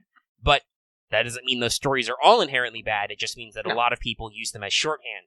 Like, I don't even know why the Mao, the Demon King, is such a big deal to the Japanese. I'm not sure why they have that so much. Is it just because of the mythology of Nobunaga? No, I think it's honestly because, I want to say Dragon fucking Quest. Dragon Quest. That's probably it. The Japanese really fucking love Dragon Quest. So much so that there's an odd one. People will probably ask me about this later, but I did notice in Trad Games they talked about there's a new Yu-Gi-Oh spoiler. There's a new penguin monster called Penguin Heroes, which is funny to me because I have a penguin deck and they need a boss monster. But they are little adorable Yu-Gi-Oh penguins dressed as Dragon Quest type classes. Like, they got a hero, they got a healer, all that stuff. And it's just like, the Japanese really, really like Dragon Quest. That's why Dragon Quest is still a thing. They love it over there. Like, honestly, like, a lot of Japan's Western-based fantasy tropes and cliches begin and end with Dragon Quest. It really does. Mm-hmm. So, because, like, over here, like, North America and Europe, Like, Dragon Quest, like, it has a pretty decent following, but it is nothing compared to what Dragon Quest is over in JP. Jesus fucking Christ. No, it's a big deal. It's a big deal. It's like, can I get some fucking numbers on Dragon Quest? Somebody's asking me a very important question. They're asking if we lost a text channel in there somewhere. Was there something below general and voice channel? Just like, was there? Games? No, Was games there? is alphabetically before it. Yeah. I don't think there was anything between Hella and Not Safe for Work in general. I don't think so. We got our anime, we got our gacha, we got our books, we got our games, we got our music channel, we got our TV channel, track games, Star Wars spoilers, OC creation. No, I think that's everything. I don't Not, think I would have. listen, now that I occasionally don't. Oh boy, Axe has been Mandela effect. He's trying to remember there's something. Did it exist? I don't know. We could also have had bad alphabetization at certain points. We've done that before. Occasionally things get switched around. Also, hang on one second. Lucky's gonna take a break real quick. Lucky's gonna take a break. We're almost at 3 hours anyway. 11? I think it was. Yeah, I believe 11 was the last one. Let's see here. And JP, it sold. Fuck ton, Jesus. In Japan, it sold 1,600,000 copies just on the PS4, and 2 million copies on the 3DS. It's a big one. That's a big one. It's a lot. And yeah, we've been. I made sure to pick up the rolling. Started leading stats. So yeah, Dragon Quest is a big deal. People love it. Mm-hmm. I guess that's where the Mao thing comes from. That kind of stuff. But yeah, that's an interesting one because they use that a lot as shorthand for just you are just big magic man or possibly woman. And it really rolls like that. Though actually, this reminded me of other video game stuff. Since we were talking about cliches, is also I should mention I beat the core story. There's still lots of extra stuff in Super Mario Odyssey because that's my night game. It's still pretty fun, but also, like I said, there's not much to talk about there. Because honestly, talking about the maps and the challenges and stuff is almost spoiler. Like, you should just play it yourself. Like, it's a Mario game. You explore it and do levels and stuff. It's really good. That's the thing. And I'm slowly working my way through some of the bonus stuff because it's pretty fun. But that's still just my casual pick up my Switch and play at night game. But yeah, we are edging closer to 3 hours. Not that that's a hard stop anymore. You did mention anime, so there was one thing I did want to mention really quick.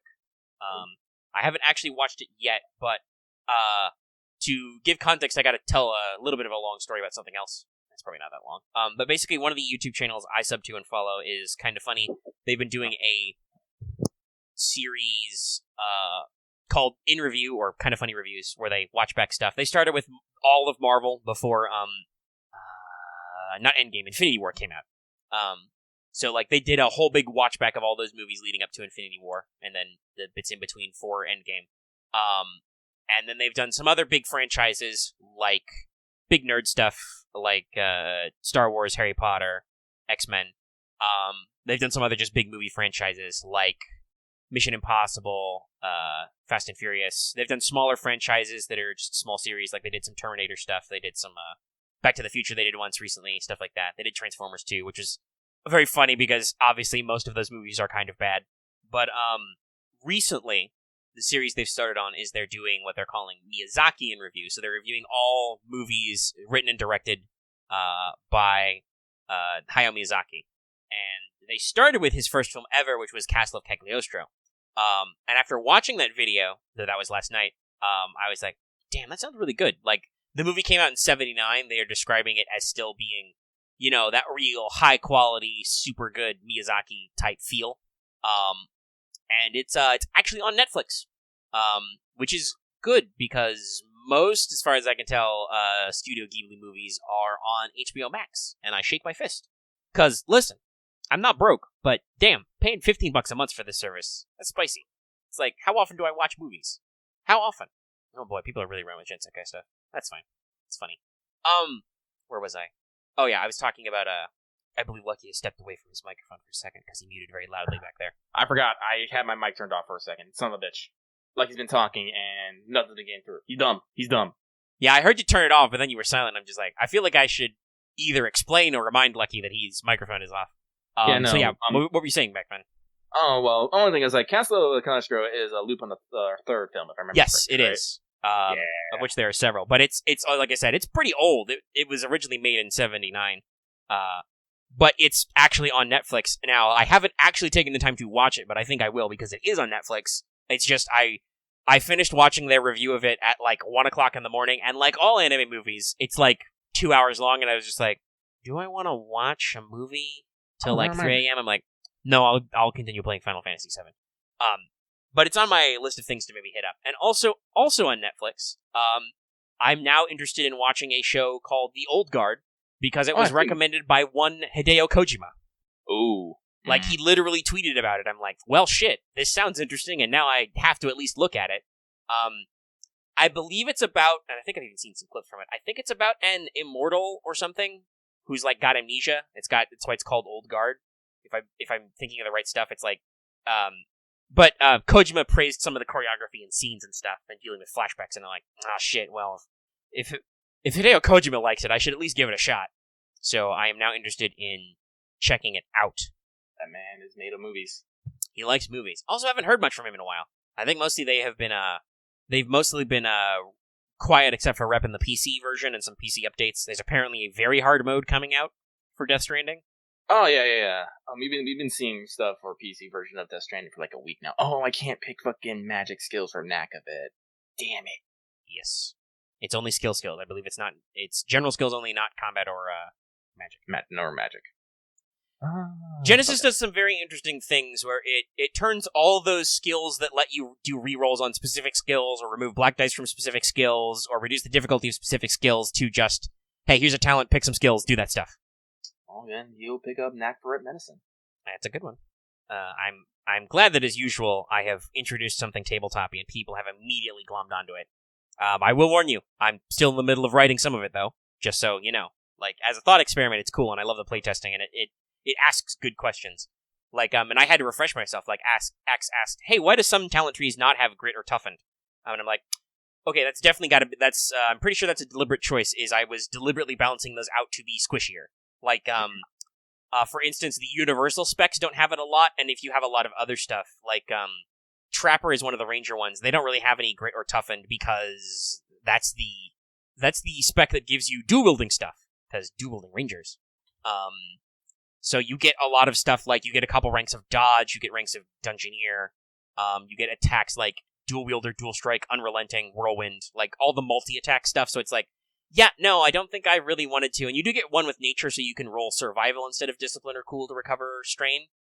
But it's very much the, like, no, if you're taking Trapper as your only specialization so far, that is super a glass cannon thing. That's the, like, you jump out of a tree and stab a guy with 2 swords and he dies. And if you don't kill them all, then you're having a bad day. Which can happen sometimes. and who knows, I might have to look over some of my stuff to do this, but in general, I'm noticing a lot of interesting things about tabletop games and action economy design, right? That's been a real thing I've been thinking about the past couple of months. That was a big issue that both players and listeners brought up with the Fate AP, that just the way the quote-unquote one-shot, the way the scenario was structured, the action economy heavily weighted for players, and it meant some stuff came across as kind of weird. Mm-hmm. Like, some NPCs got bodied pretty hard. And some of that was just tonal adjustments, but it was definitely just like, okay, well, and now you've won. I've been having this talk a little bit with Star Wars, because we're in a big multi-session thing. We're pretty caught up, though. I think the day we record the new one, I will hopefully tomorrow I'll have it set up, and I've already posted the audio and prepped the video for it to come out in a few days, so there'll only be like a backlog of one. But we're pretty caught up. Just the other day, Friday, I put out Thunder Horse episode 30, which, as I noted, Yuji was perfectly okay with me calling it episode XXX. That's how you write 30.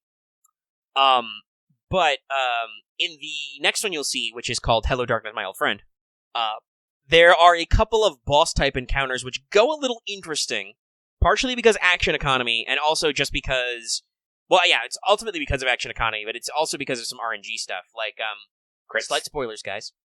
There's a big, scary Rancor fight.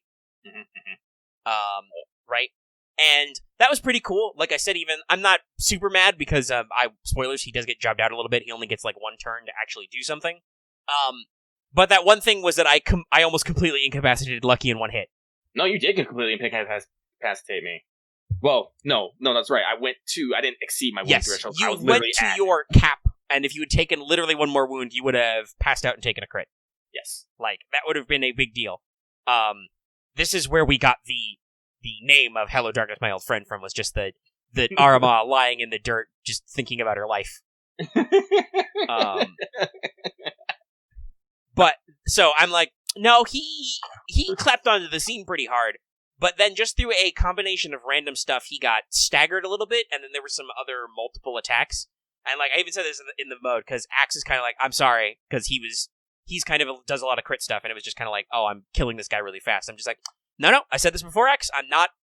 There's no reason for me to be mad at you. You're just rolling dice. It is just that, man, you think when you build a crit chart that's got like 15 different entries, hitting stuff like, oh, you get stunned, which means you can't take any actions, which all your fun shit is actions, until the end of your turn, or you get to attack again. You think it's all fine and dandy until you actually start getting them, and then your GM, you're like, man, this really sucks though. This is a boss encounter that's designed to have a singular, very large boss. If he loses his turn, even though a special ability did proc for him to get multiple turns, but because he was so dangerous, you guys did end up focus firing him down before he got that second turn, but still. It's just like, this is just kind of sad, because he doesn't get to do anything. Luckily, I made the one full turn he got in count, but it was still a little like, oh, that's kind of sad.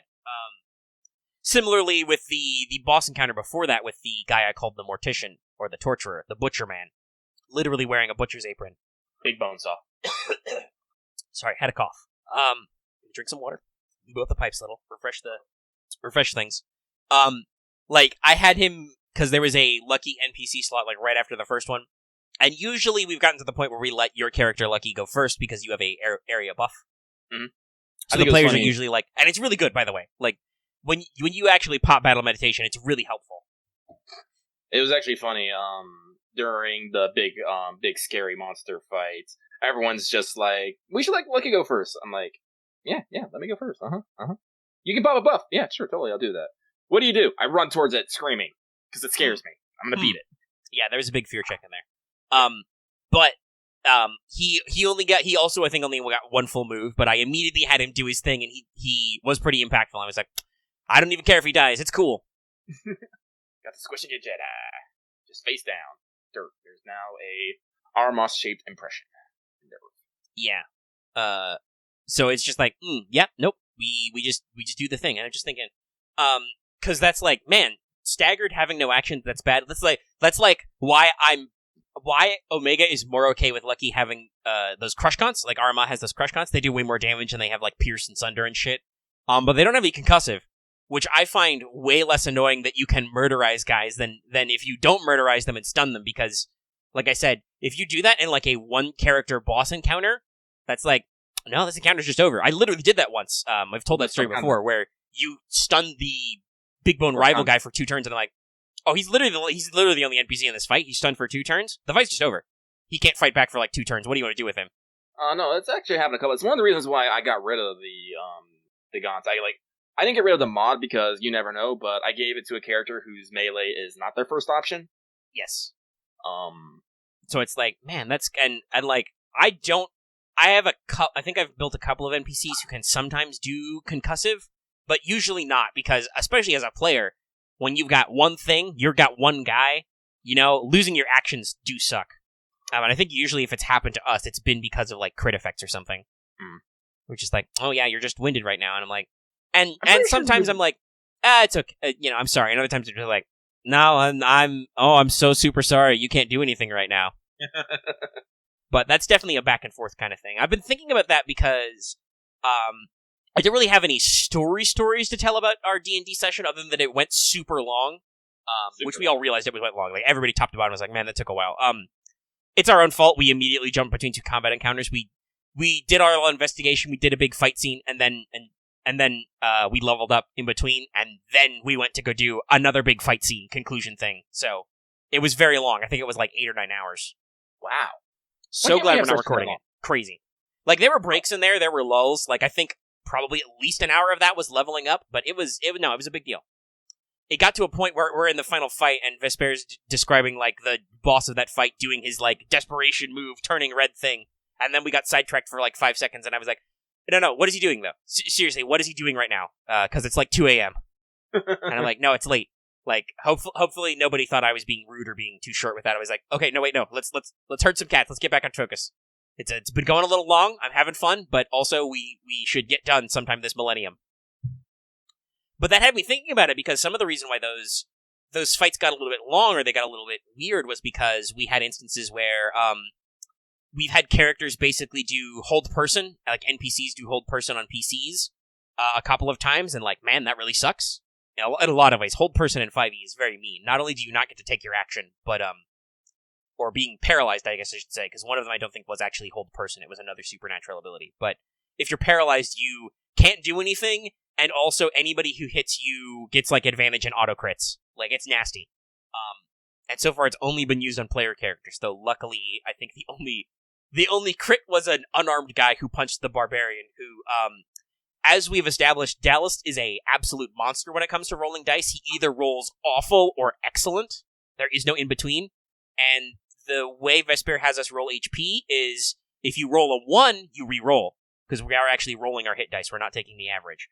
So for me, I've rolled awfully on every dice I've rolled, so I only have like 22 hit points at level 3, which for being a paladin is a little thin. Hopefully I have to double check if I get retroactive. If I bump my con, I get like +1 point, or I get like +3 or 2 points or whatever. I need to know if it's retroactive. But because Dallas gets to reroll 1s, if he rolls a 1, he rerolls it, and then usually rolls like 8, 9, something. So he's a big, beefy boy. Beefy. Like, he literally took a critical unarmed punch in the back and was fine. We also have, like, 4 healers. That's including me. I'm a pocket healer, too, as a paladin. But so there's some interesting things with, like, the wounding, but, like, that happened a couple of times, and I'm like, on the one hand, we've got 6 player characters, right? Like, we got a lot of people who can do a lot of things, and even though we have several casters who are very, very flimsy, very, very skinny. You know, if you breathe wrong at those guys, they're gonna fucking die.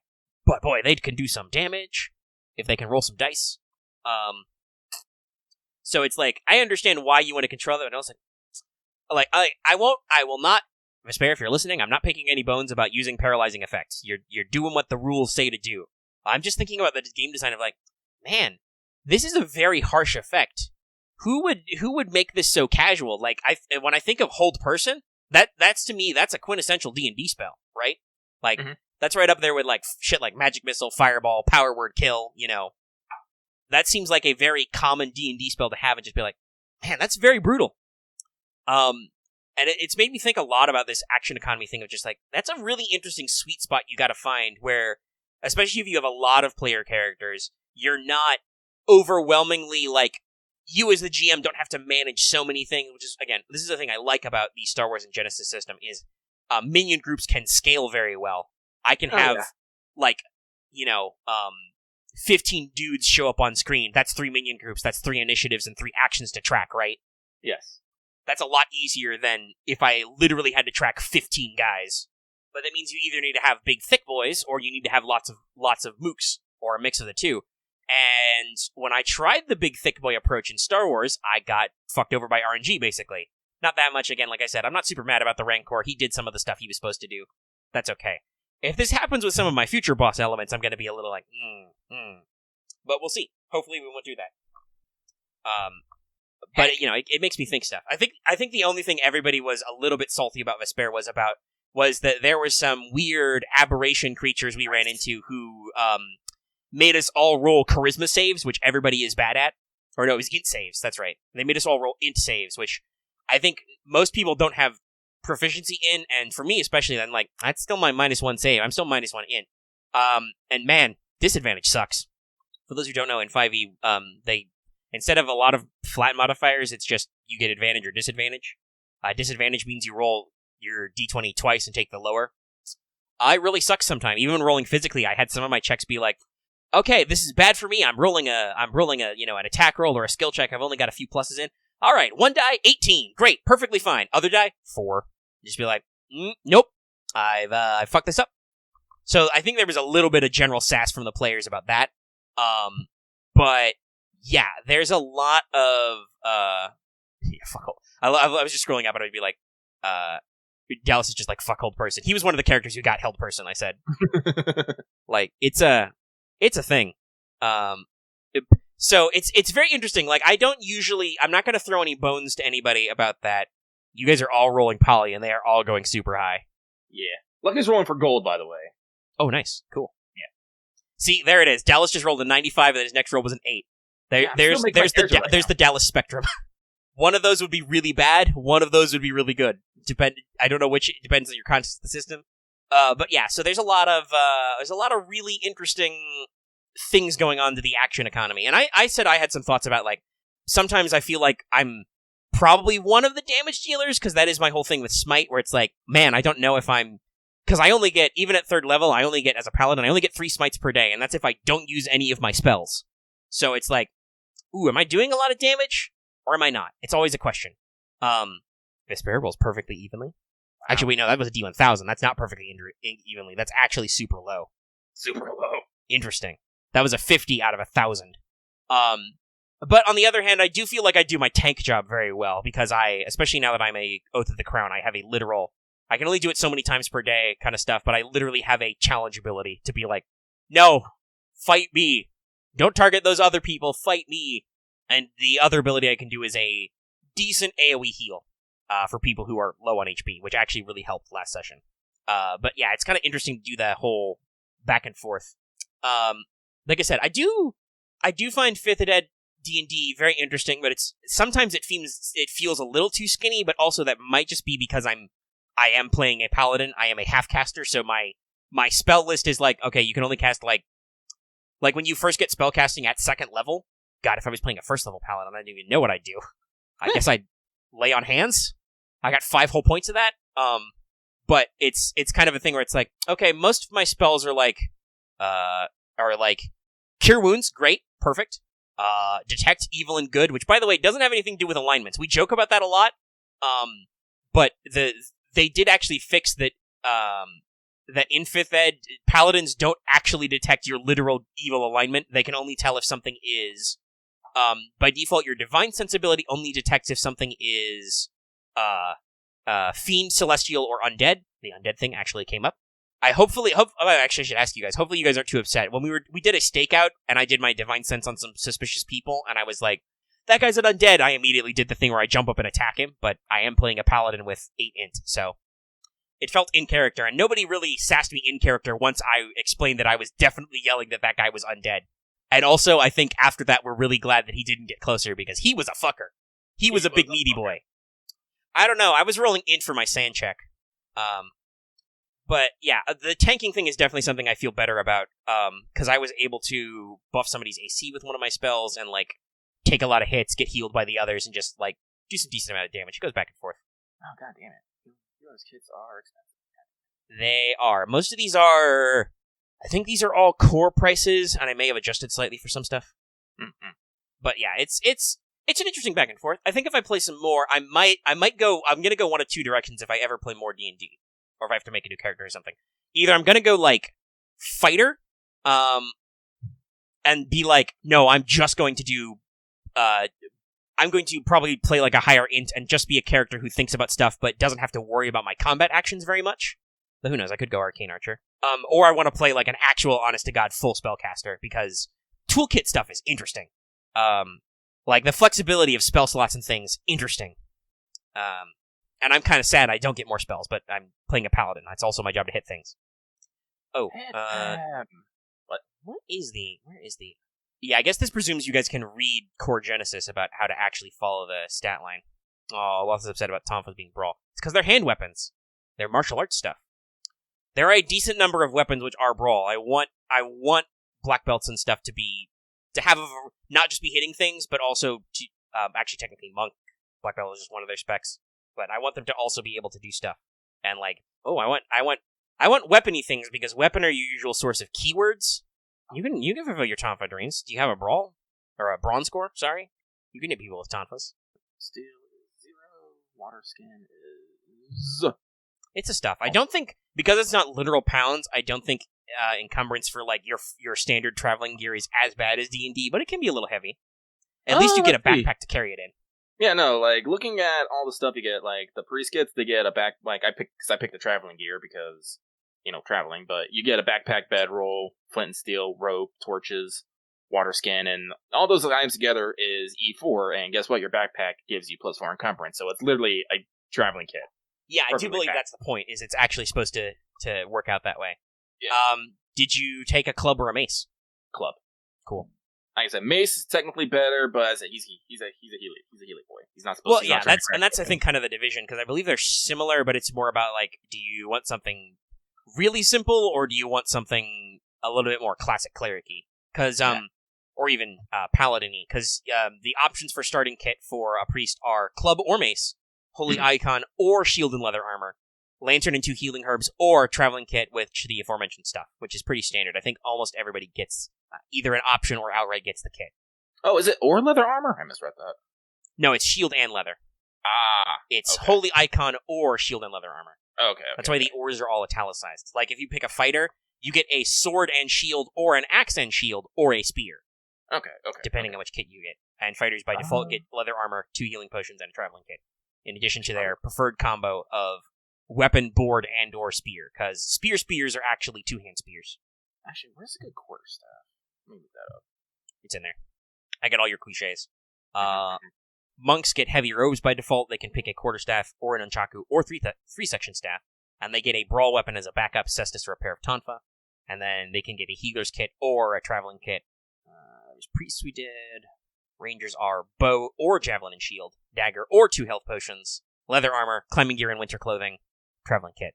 Because they're out in the outdoors. And I honestly don't know what your setup is. Like, if you play a certain type of ranger, you might actually go, like, no, I'm just gonna go all in on bow. I know it shouldn't, but it always makes me chuckle when you do. I just scroll over to Rogue, it's like 2 daggers. I'm like, okay. You never know when you need more than one. Yeah, Lucky making a priest. Lucky's playing a monk in fucking Star Wars, yo. Literally. Lucky is a priest, a white hat priest, so he is a Healy boy. Actually, shoot, heavy robes would probably be good. Let me cover up all this magnificent, muscly flab. I'm 3 brawn. Yeah, I'm big, but it's not all fat. It's actual core muscle. Yeah. And then Shaman gets Magic Staff Healer's Kit, or Great Axe and Leather Armor, because you can totally be a melee Shaman. Like, that's honestly because there's not an outright barbarian analog. Just some of the Shaman specializations are also melee monsters. Like, technically, berserker. Yeah, fighter can be a berserker, and boy, is that a thing. Berserker is just the DPS class. I might die, but boy, howdy, you gonna die too. I think they get like 3 toughened in there, 3 grits. They get enduring, lots of good stuff. They get the actual berserk ability. I guess Porter will have heavy robes as well. He just has to buy them. Oof. Troubadours get daggers, rapier, or musical instrument. Dancer's garb or padded armor and fine cloak, and then traveling gear. They get extra money. 1. Actually, technically it's 0, but no special. That's 45 though. It's a very decent collection. I'm sorry, Megan. People are getting a little excited about this. They are. That's okay. So long as they don't mind sitting on it. People got super excited and wouldn't shut up about L5R until I physically did. Because in case people forgot, I'm literally waiting on them for the print the book that is, like, it was hilarious. I was talking about it with people. I was planning. I was working. I was going through a little bit of lull in writing, and then Fantasy Flight Games was like, hello, announcing a book, which is literally aimed at the campaign you are making, Omega. And I'm like, well, shit, now I gotta wait till this book comes out. Because I don't want to have to rewrite my notes. And also, I could use the inspiration. So yeah, it was a very funny thing. Yes, healing potions are painkillers for purposes of rules. Rules!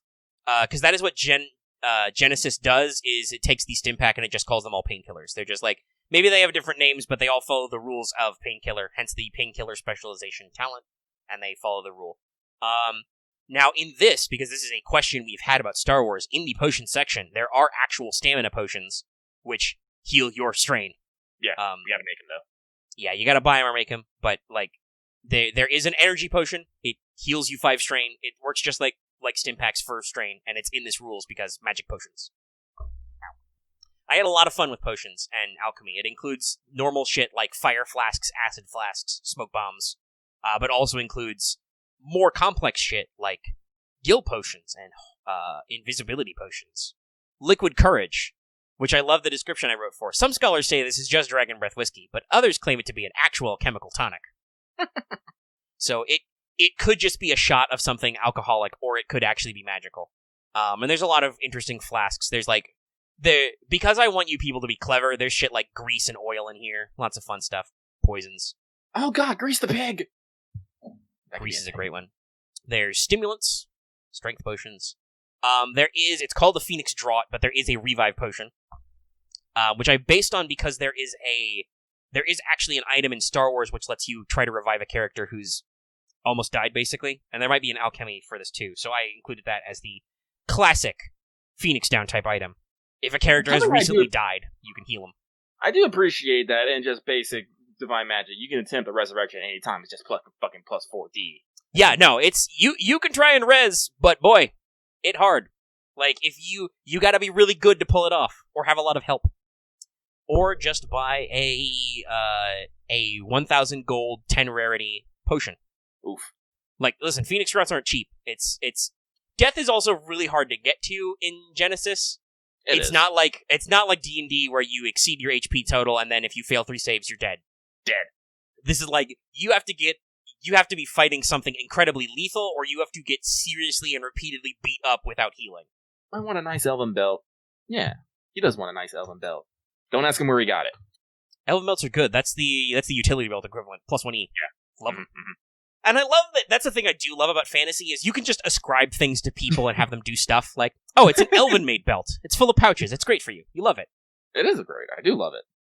One of the magical items is just elven boots. They're really light. They're good. I think elven boots give you like a swift type effect. I think. Let me read. Elven boots. Fine leather boots or sandals. Natural magic. Comfortable, durable shoe. Reduce the amount of maneuvers you need to move a range band by 1 to a minimum of 1. Okay, so they make you fast. Dallas, your stat line is determined by the race you pick. And, he's talking about upgrading. Upgrading. So, the thing with the Genesis type system is that, outside of character creation, because, that'll walk you through what your EXP value is worth on stuff, is you're gonna have to dig up a core book of Genesis, and I can pass some out if I need to. Because Omega's good about that. AKA Omega is a drug dealer of games. Okay. But the only time you can buy up stat skills is in character creation. Like, you can only spend EXP directly on that. Otherwise, you have to buy the dedication talent to get +1 in a stat. So, if you want more stats, which generally people, unless you're picking a race stat line that starts with a 3 in the thing you're gonna do, which is possible, that's a good build to do. Mm-hmm. You will probably want to buy, and some people go so far as to buy up to 4s to be really good at what they're doing. And if you're playing a multi-class, like Axe is really excited about some of the ranger stuff, that's probably you're going to need a 3 in both cunning and edge, because you are, and that depends on the tree. The thing about, so they already did this a couple of times in Realms of Terranoth, and I added more talents to it, is I have a lot of talents that let you replace what skills you use for stuff. So there's like a talent called Finesse, which means if you're using if you're doing Brawl or ranged, or Melee Light, you can use Agility instead of Brawn. There's one called Precision, which is if you're doing a ranged attack or a Brawl attack, you can use Cunning instead of Agility or Brawn. And then I added there's one called Tactician. If you're making a Melee Heavy or Light check, you can use Int instead of Brawn. And Panache, if you're making I have to double check what Panache is actually, which combat skills. But it lets you sub in Presence. Yes, Panache. When making a Melee Light or range check, you can use Presence instead of Brawn or Agility. So there's a lot of replacement. I think there's literally 4 of them, so you can always replace... actually, would that be 4 or would that be 5? No, wait. There's none for Willpower yet, I don't think. Which I may or may not make. I'll have to check. Because, like I said, I do have 3 more specializations for all 3 careers planned, which will do a lot of more esoteric stuff. Like the spell shot one, the Magic Gunslinger, will definitely include some of the weird dual-wielding gun stuff. And some dual-ranged combat in addition to magic shit. There will be a Necromancer spec, which will actually involve some weird mechanics for that. Because you can use arcane magic to conjure. It's just that all the talents that are out so far are for primal. They're like druidy type stuff, so I was like, I'll make a talent that lets you like summon skeletons instead, but then you're summoning skeletons. It's weird. Mm-hmm. I forgot to do my batteries. I'm sorry, doing dailies. But yeah, so there's some more esoteric options for the mechanics I'm going to get into. I may or may not do a willpower-based talent. Oh yeah, a lot of people are doing Beastman. Beastman is a utility race. You get a lot of extra EXP, but you will probably have 1 or 2 dump stats. You're supposed to be highly specialized. I have 5 gold pieces left over. I am a poor priest. Hey, that'd be how it works. Mm-hmm. But okay, so I talked about Netflix stuff. I talked about anime. Do we want to really talk about gacha stuff? I mean, we don't have a hard limit, so I feel we can keep talking, because I'm not actually fully done with... Oh, you still got more to anime. talk about this stuff, too? Yeah. Okay, go for it. We're at 3.5 hours, but other than at some point Omega might need to stop for some food. That'll probably be our hard limit when my stomach starts growling. Mm-hmm. I'm fine to go, too, and Patreon is fine to go as well. Yeah. So, something I did was I did sit down and watch. I did actually, because Netflix finally got it through. They did put out brand new Animal, and I watched that. I liked it. I enjoyed it. It was classic Trigger. The only thing is, they did not go to space. So, disappointment. Well, you can't always go to space. Can't always go to space. But I liked it. I definitely feel there was underlying meanings in it, but I think they probably went over, like you said. So I recommend it. It was good. It was silly. It was a little touching. But other than that, there's a couple other things I'm looking for, like Peter Grill and the Philosopher's Time. I'm looking at.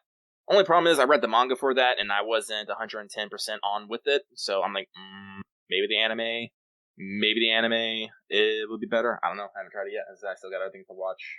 And like I said, I'm finding myself that I'm not watching as much anime as I used to because I've been busy with other things. I'm like, that will happen. Yeah, so I think I might actually sit down, look at this year's release list, and actually maybe sit down and watch some things. Because I still need to finish watching Dorohedoro. Fuck. It is. Yeah, Dorohedoro. No, Dorohedoro. Dorohedoro. There we go. Fuck. Which is probably Brawn Edge. Probably. Yeah, it depends on what you pick, because I think they have finesse, so you can make it agility, but it's definitely it also depends on what spec you pick as well. Very much so.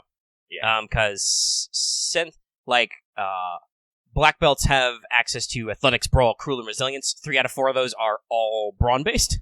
Mm-hmm. Whereas the grappler is more open. They do get brawl, but they also get coordination, streetwise, and vigilance, so they get a lot of flexible stuff. And then sensei is that's a lot of that's int shit.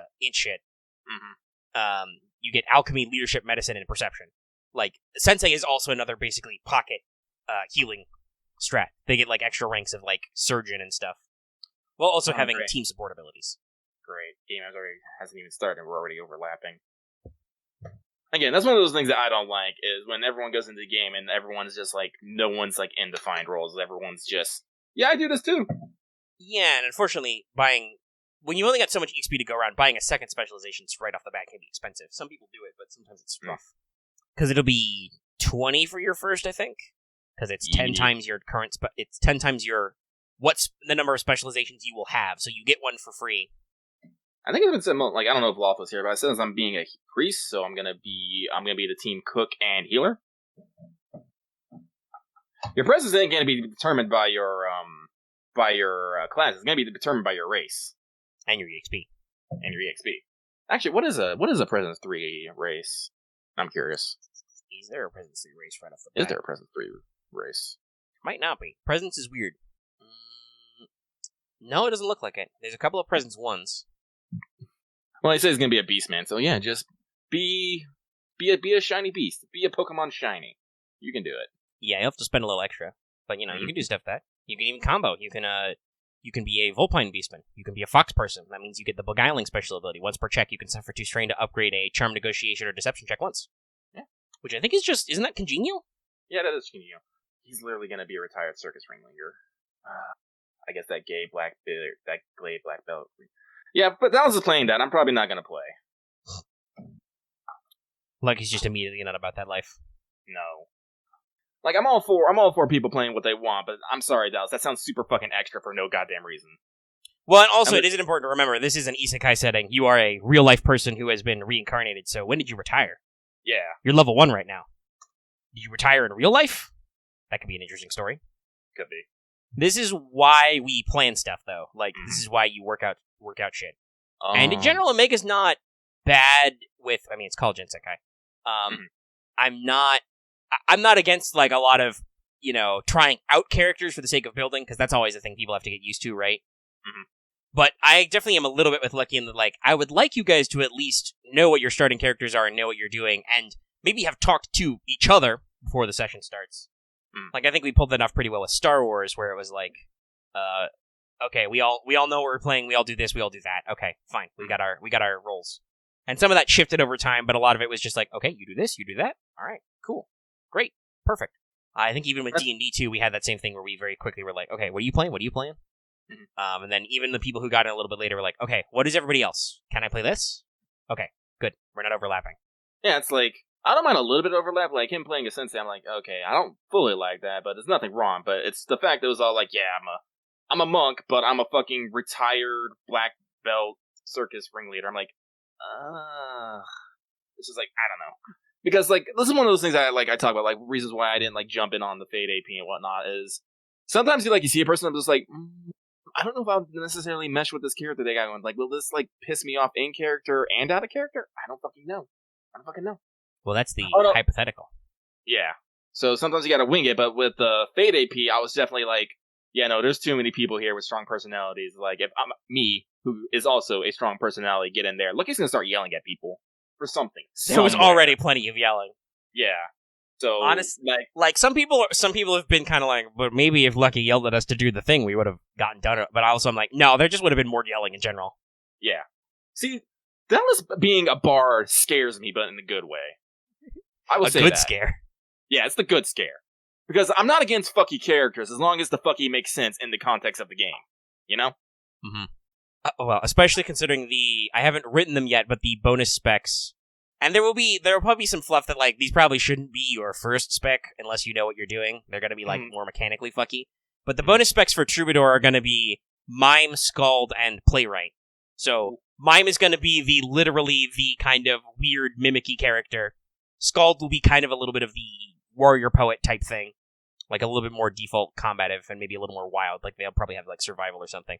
And then I was trying to think of another, and I was like, no, calling it Playwright, but in general basically being like so you're a creator who's gotten far enough to actually be like directing shit, making ideas. Like I thought about calling it Director, but I was like, no, Playwright sounds more fantasy appropriate. And just be like, no, you're a troubadour, you're a bard in charge of people. That'll be funny. These are not shared right now. Okay, so I will not make that document shared because it's just names right now. Yeah, but I guess like my character is technically done for a moment, but I'll share so people know what mine looks like here. Lucky Pen went for a full iteration. Yeah, you did. We were talking about anime. Yeah, we're talking about anime. I like how we just keep saying getting sidetracked to Jinsekai. Well, I started it, but like we said, people are just this is much like our conversations about L5R, where people will just sidetrack me with questions. Like, we got started talking about something, and they're just going for it. Mm-hmm. Part of that is my fault, too, but whatever. Let's see, so I did watch Brand New Animal. I said I liked it. Uh-huh. There's a couple other things I'm going to be watching. What? Again, like, I didn't do as much research into this core's anime as I normally do, so I'm a little... I don't know what's coming out and when, but we'll get there. Hopefully I'll find some more good stuff. I will say, because of, like, the Backstreet Boys reunion tour going on, I feel like a lot of things have been getting pushed back and... Pushed, like, delayed, offset. Moved. I'm just like, So, things coming out is a little fucky. We live in a fucky time. You need to make that public, my dude. Well, that's because you didn't make it public. Yes. It's a lie document. So... I think there's also something like, actually, I think I'm done with anime, but something I want to complain about. Sup, hit me. So... actually, yeah, it's right. We started talking about you tweeting. So something I'm going to complain about is, alright, so Lucky, once in a while he gets a good feel about a game. He's like, yeah, no, I'm just gonna fucking Triana adjective. What? Okay. Being workshopped. So, Lucky pre-ordered Ghost of Tsushima. I like Sucker Punch. I like their Infamous games. You know, it looks like they've been putting a lot of effort into it. Man, I know I say I'm going to play a horny pork priest, but I feel like I might be the most serious character in this group so far. Well, actually, no, I take that back. Axe might be more serious than I am. He's still horny on me. Maybe. I've also immediately noticed Loth cannot do EXP correctly. Noble is 20, not 10. You already have a specialization. Math. Well, this is why he probably has. This is why he's in the XP jail. So I'm changing. Yes, continue. Ghost of Tsushima comes out in less than a week. Actually, it comes out on, what was it, 17th? Actually, let me double check that. Yeah, and I personally haven't done anything about it because I am currently in video game jail. I am in game hell. I have too many things. I'm interested in it, but I'm doing the smart thing and being like, no, don't buy anything new. You need to clear up some of your backlog first, buddy.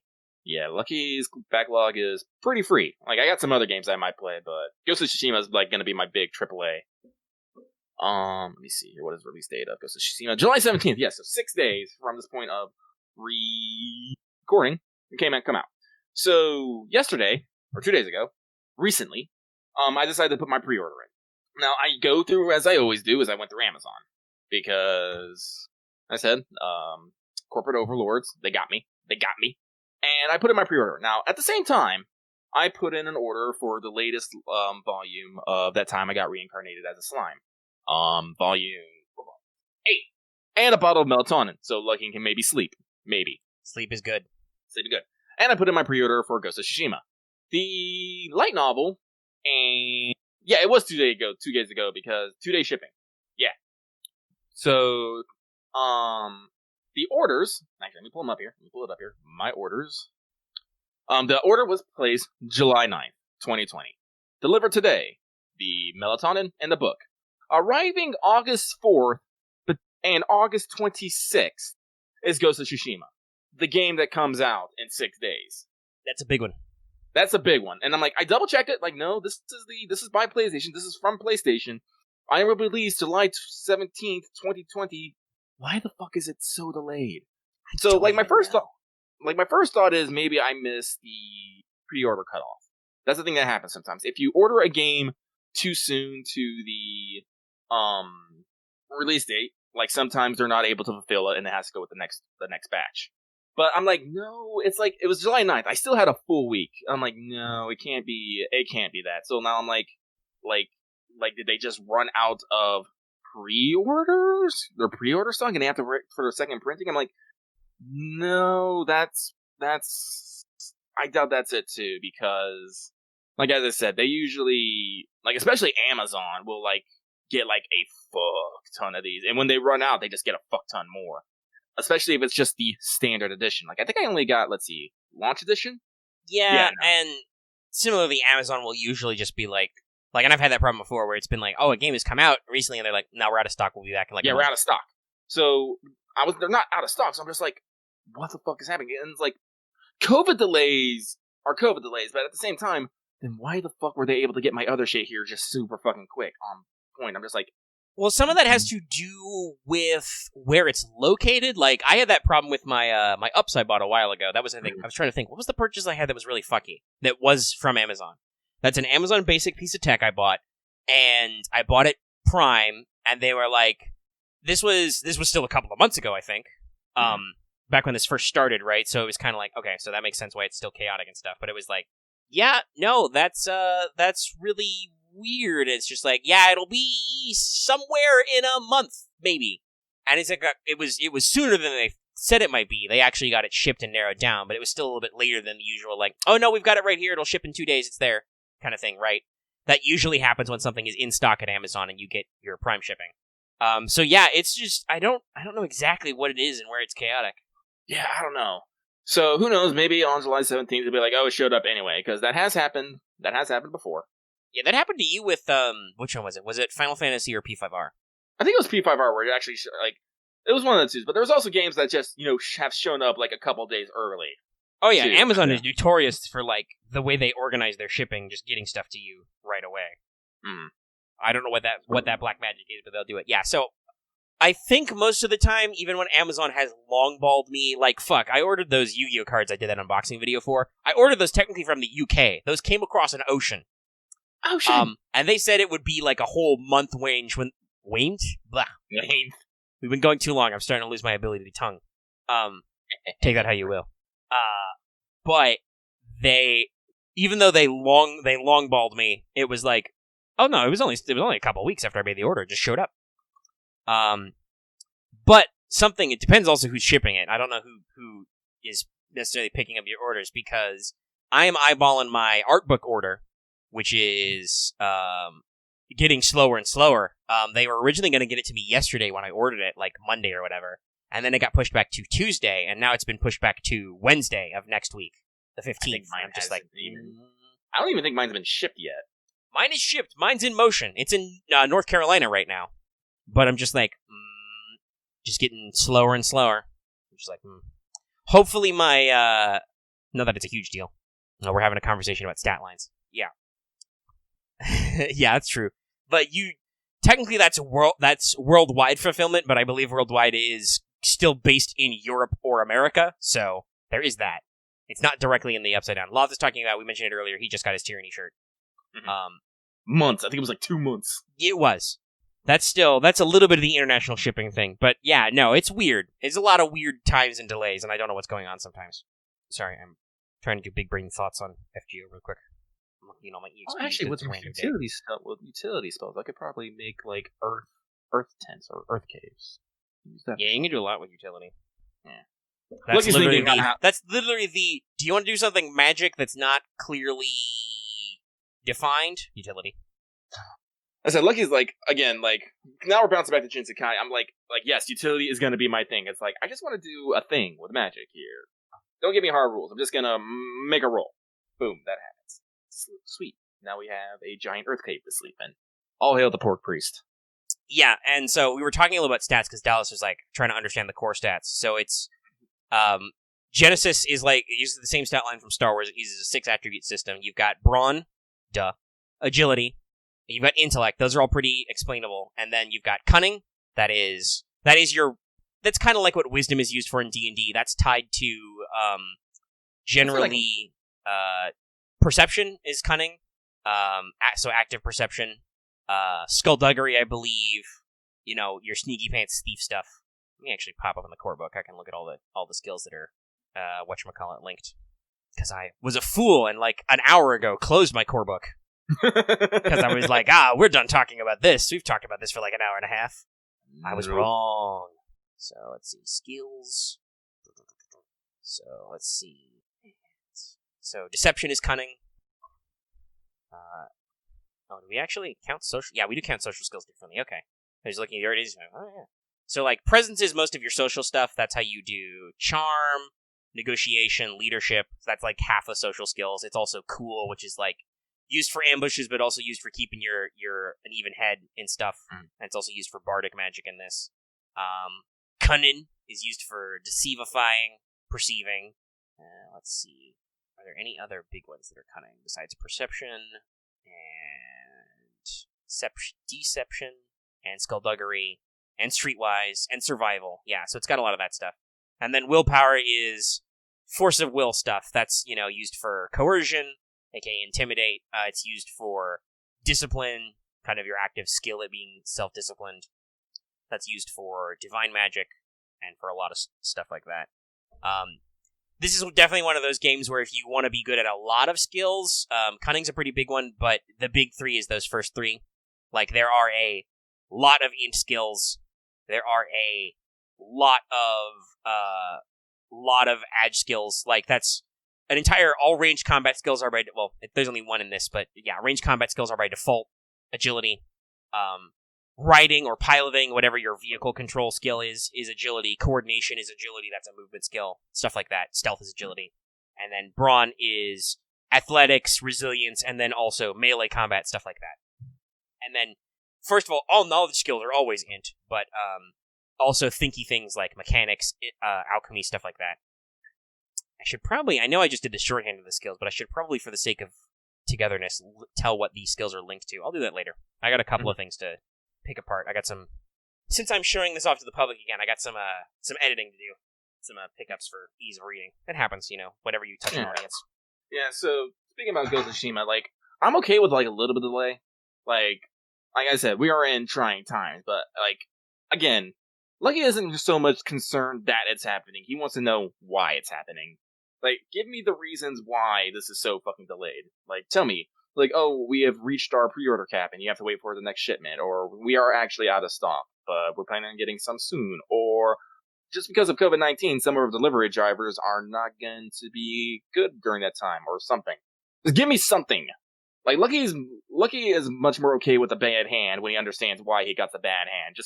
Most people are. I think we've talked about that before. A lot of companies have learned to play it close to the vest, though, because there are some people who are not good with explanations. They will try to nitpick. Yeah, they are. And sometimes you can't nitpick. Some things just are the way they is. And while that can be hard to get around, like I had that problem a lot as a kid, I would constantly ask why, and my parents sometimes would be like, just because it is. And I'm like, I don't believe you. Everything happens for a reason. But there's still a little bit of just like there are reasons why things are just a certain way, you know what I mean? Yeah. Right? Like nothing is completely without cause. But you don't have to nitpick everything either. You don't have to drill down and be like, okay, if they say like, listen, just in your area, we've got problems with delivery drivers. It's not, we don't know when we'll get your stuff. Or they're like, okay, we don't want to tell you exactly where your thing is located until we ship it, but we don't know where your, like, it could just be something like Amazon is just like, okay, we've got a lot of pre-orders, we're processing them. We don't know what fucking warehouse your game is coming from. We haven't assigned those yet. But they don't want to say that because that probably makes them sound like an idiot. Even though I'm sure Lucky personally would probably be like, okay, fair. Somebody would be like, but Amazon, how could you not know where all your items are at all times? And I'd be like, of course Amazon doesn't know where all their shit is at all times. Do you know what shit I've ordered through Amazon? Do you know what shit that everyone orders through Amazon? Fuck. They are literally coordinating all your Amazon orders. It's crazy. Like, if they don't know where something is, I'm not surprised. But yeah, it's you don't usually want to say that because that will make some people lose confidence. Yeah. Actually, I wonder if I can actually call Amazon and ask them directly. They might be able to give me an answer. Who knows? Honestly, if you can ever talk to a person, they can usually give you some form of an answer. Even if that answer is just like, for some things, it'll just be, it's not our company policy to comment on that. But if you get a person, you can usually ask a question. And that's the thing about, hacking in real life is people are vulnerable because they're people. They have open thoughts and feelings about stuff. So you can usually get them to be like, no, I just want to know. I just want to know what's up. Mm-hmm. Mm-hmm. Getting a little dry throated here. How long have we actually been going? Yeah, it's almost 4 hours. This is the longest episode of What's Up ever. Well, gotcha-wise, I really don't have much to talk about. Like, I've just been playing Destiny Child, and I could wax on poetically about that, but that was last episode. I don't have to. Then I think the only thing I will mention really quick about gotcha stuff is Isomer is out. I am following it. I'm doing the thing. I'm trying to do a little bit every day. Just because, the drops and stuff. And it's got the medal system, so it's got a pity rate, basically. Every time you do a fight that could give you a rare drop, if you don't get that rare drop, you get medals instead. The medal prices for some of these dolls seem a little grindy, and I haven't found a good map to grind. Unfortunately, a lot of them, even though they're not hard, a lot of them require a lot of different movements, so I may have to perfect my quick grind strat for boxes and medals. But I'm chipping away at it, and it's not... I like that they have this difficulty toggle system built in, so that clearly I can be like, no, I just want to play on normal things, right? Like, they don't... I'm not super far, I'm still only not quite done with Chapter 1, but I feel like the impression is that the reason why they have a hard or basic trigger is so that if you want to get extra rewards and you want to be tryhard, you can play the harder maps, and not necessarily, even all the way through like Chapter 4 or whatever, the maps aren't necessarily super, super hard on normal, right? Mm-hmm. I'm hopeful that bears out, but that's all I'm doing. I know Azure Lane's doing a lot of stuff with PR, but unfortunately, I don't have the time with other events, because there's a lot of FGO farming going on right now, and also I'm trying to do Girls Frontline stuff. The nice thing about Azure Lane is they've come out recently with the catch-up system, which, now when you do researches, you can now have it said that you'll just start getting free copies of PR1 blueprints, and they're coming out with an item that literally just gives you combat AXP for your priority 1 ship. Yeah, when that actually drops, let me know. I need that, because that's the thing I need. I think it's already dropped, because there's a new mission set thing. Like a tutorial mission thing. Do so many commissions, do so many things, and you get them just at the top, and it gives you just these fucking core packet things. All right, I will have to look into that, because that is definitely a thing that has slowed me up with my PR ones. So I would be interested in just picking those up. Because the thing I was going to say was just like, because I've been doing a couple of other gotcha stuff, I haven't had time to sit down and really refocus on Azure Lane. Because I know they're doing stuff, but I haven't had the time to unkink it. Because I'm super interested. We talked about this last week, all the new PR3 batch of ships look really interesting. Just didn't know if I'd have the time. But hopefully I will. Who knows? Yeah. But, as I said, Lucky has actually made an entire character already. That's cool. If we'd thought about it, we probably would have actually walked through that on air, because that would be interesting, and people could answer questions about it, because I know that some people have been asking things, but he did it. It's cool. Yeah. Your first spec is for, you pick a career, and then you pick a spec in that career. Correct. And the universal specs, because there are 6 of them, the universal specs are... Oh, he's going Gambler. Oh, no. Well, that's going to be spicy. God, I love Double or Nothing. I love hate it, because on the one hand, as a GM, you're like, that's fucking ridiculous. You're going to double the amount of successes you get. But then it's also like, okay, but man, that's hilarious. Doubling advantage or whatever. Excuse me. But yeah, the universal specs I was going to comment, those always count as in your career, so you don't take the 10 XP tax. They're just supposed to be there. They're more utility-based. They aren't super combat heavy. I don't think a lot of them have, hardly any, I think, Adventure is one of the few that has, it has 2 ranks of Toughen, because it's supposed to be hey, you've become an adventurer. And I think Scholar or, Merchant has it. Merchant has a couple of Grit, because that's a class that deals with social stuff, and Strain is important for social combat. And does Scholar also have some Grit? No, it doesn't, even though they have the ability to get magic abilities. Yeah. So they're not really combat focused, so you're not gonna munchkin your way through them, but they're good to expand your skill set. Oh shit, Kurgan has a knack for it. First, holy fuck. It's dangerous. Sorry, Lucky's doing progression thoughts now. You got an early knack for it, which means you can immediately pick 2 more skills to get it. It also has, easy rank access to Apothecary and Surgeon. You probably don't need Healer ever. Well, no, Apothecary is rank, so... No, I meant Healer, the talent Healer, which, Well, no, it'll give me Alchemy. Oh, you don't have Alchemy? Okay, that could be worth it then. Yeah. Even though I find it hilarious. I'm looking at all of these things, and, for my Pork Priest, I'm like, these are a lot of Ent skills, but he only has Ent 1. I'm like, gotta wing it. Hey, skills. I've already decided, Porter is illiterate. And that can make sense because you're an isekai guy. That could mean you don't... You wouldn't speak the local languages. Nope. I can't read. Oh, sorry. Alright. My wrist's getting a little stiff. I've been playing phone games at an awkward angle. Alright, I think we were winding down on the show, though, now that we're almost 4 hours. Though God knows about editing. Yeah, it's based off Dioscuri, man. Not Jojo Dio, you fool.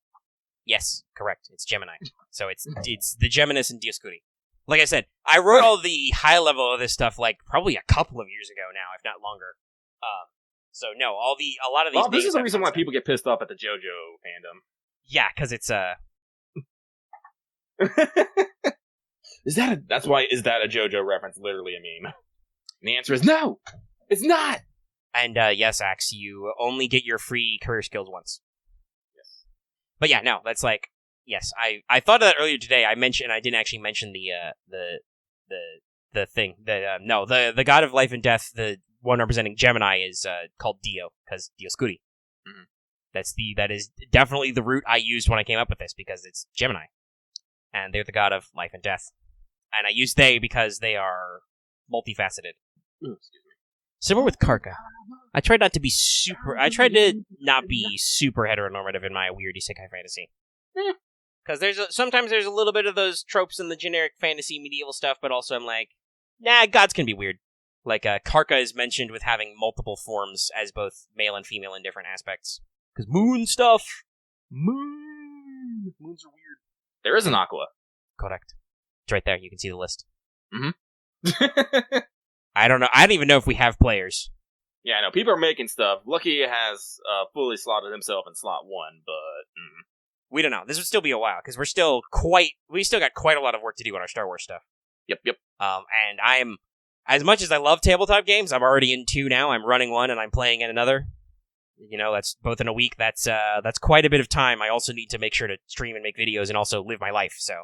Live life. There's only so much you can do, even with unlimited free time of quarantine. Which is a lie, by the way. Your free time is not unlimited. It's never unlimited. But okay. I was saying stuff to go, wind down. Yeah. Wind down. As in, the show is over now. It's over. And I'd love to just cut it there, but no, I gotta do the whole spiel. It's part of the thing and the making sure people do the stuff. So for the love of God, if you're still here, and you've liked this episode, be sure to give it a like on YouTube. Let us know.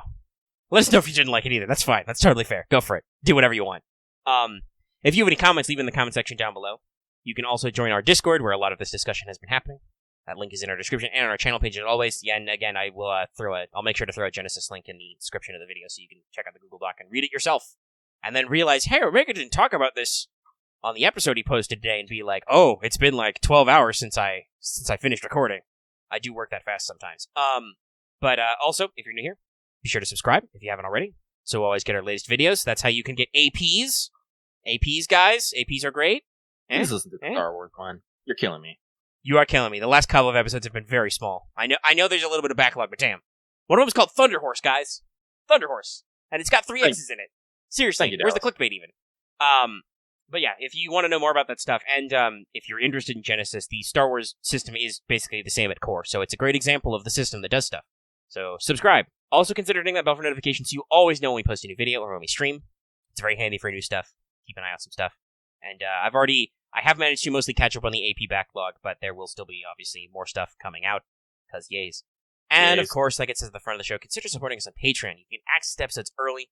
For as little as $1 a month, you can get audio format. That includes AP downloads. If you don't want to just watch them on YouTube, you can put them in your pocket, take them with you. Same with all our podcasts and stuff. And at higher levels, you can get access to videos early and lots of other things. And it really helps out and supports us. Okay, that is the show. This is the first ever, at least raw audio, 4-hour What's Up. Bye, everybody. Bye.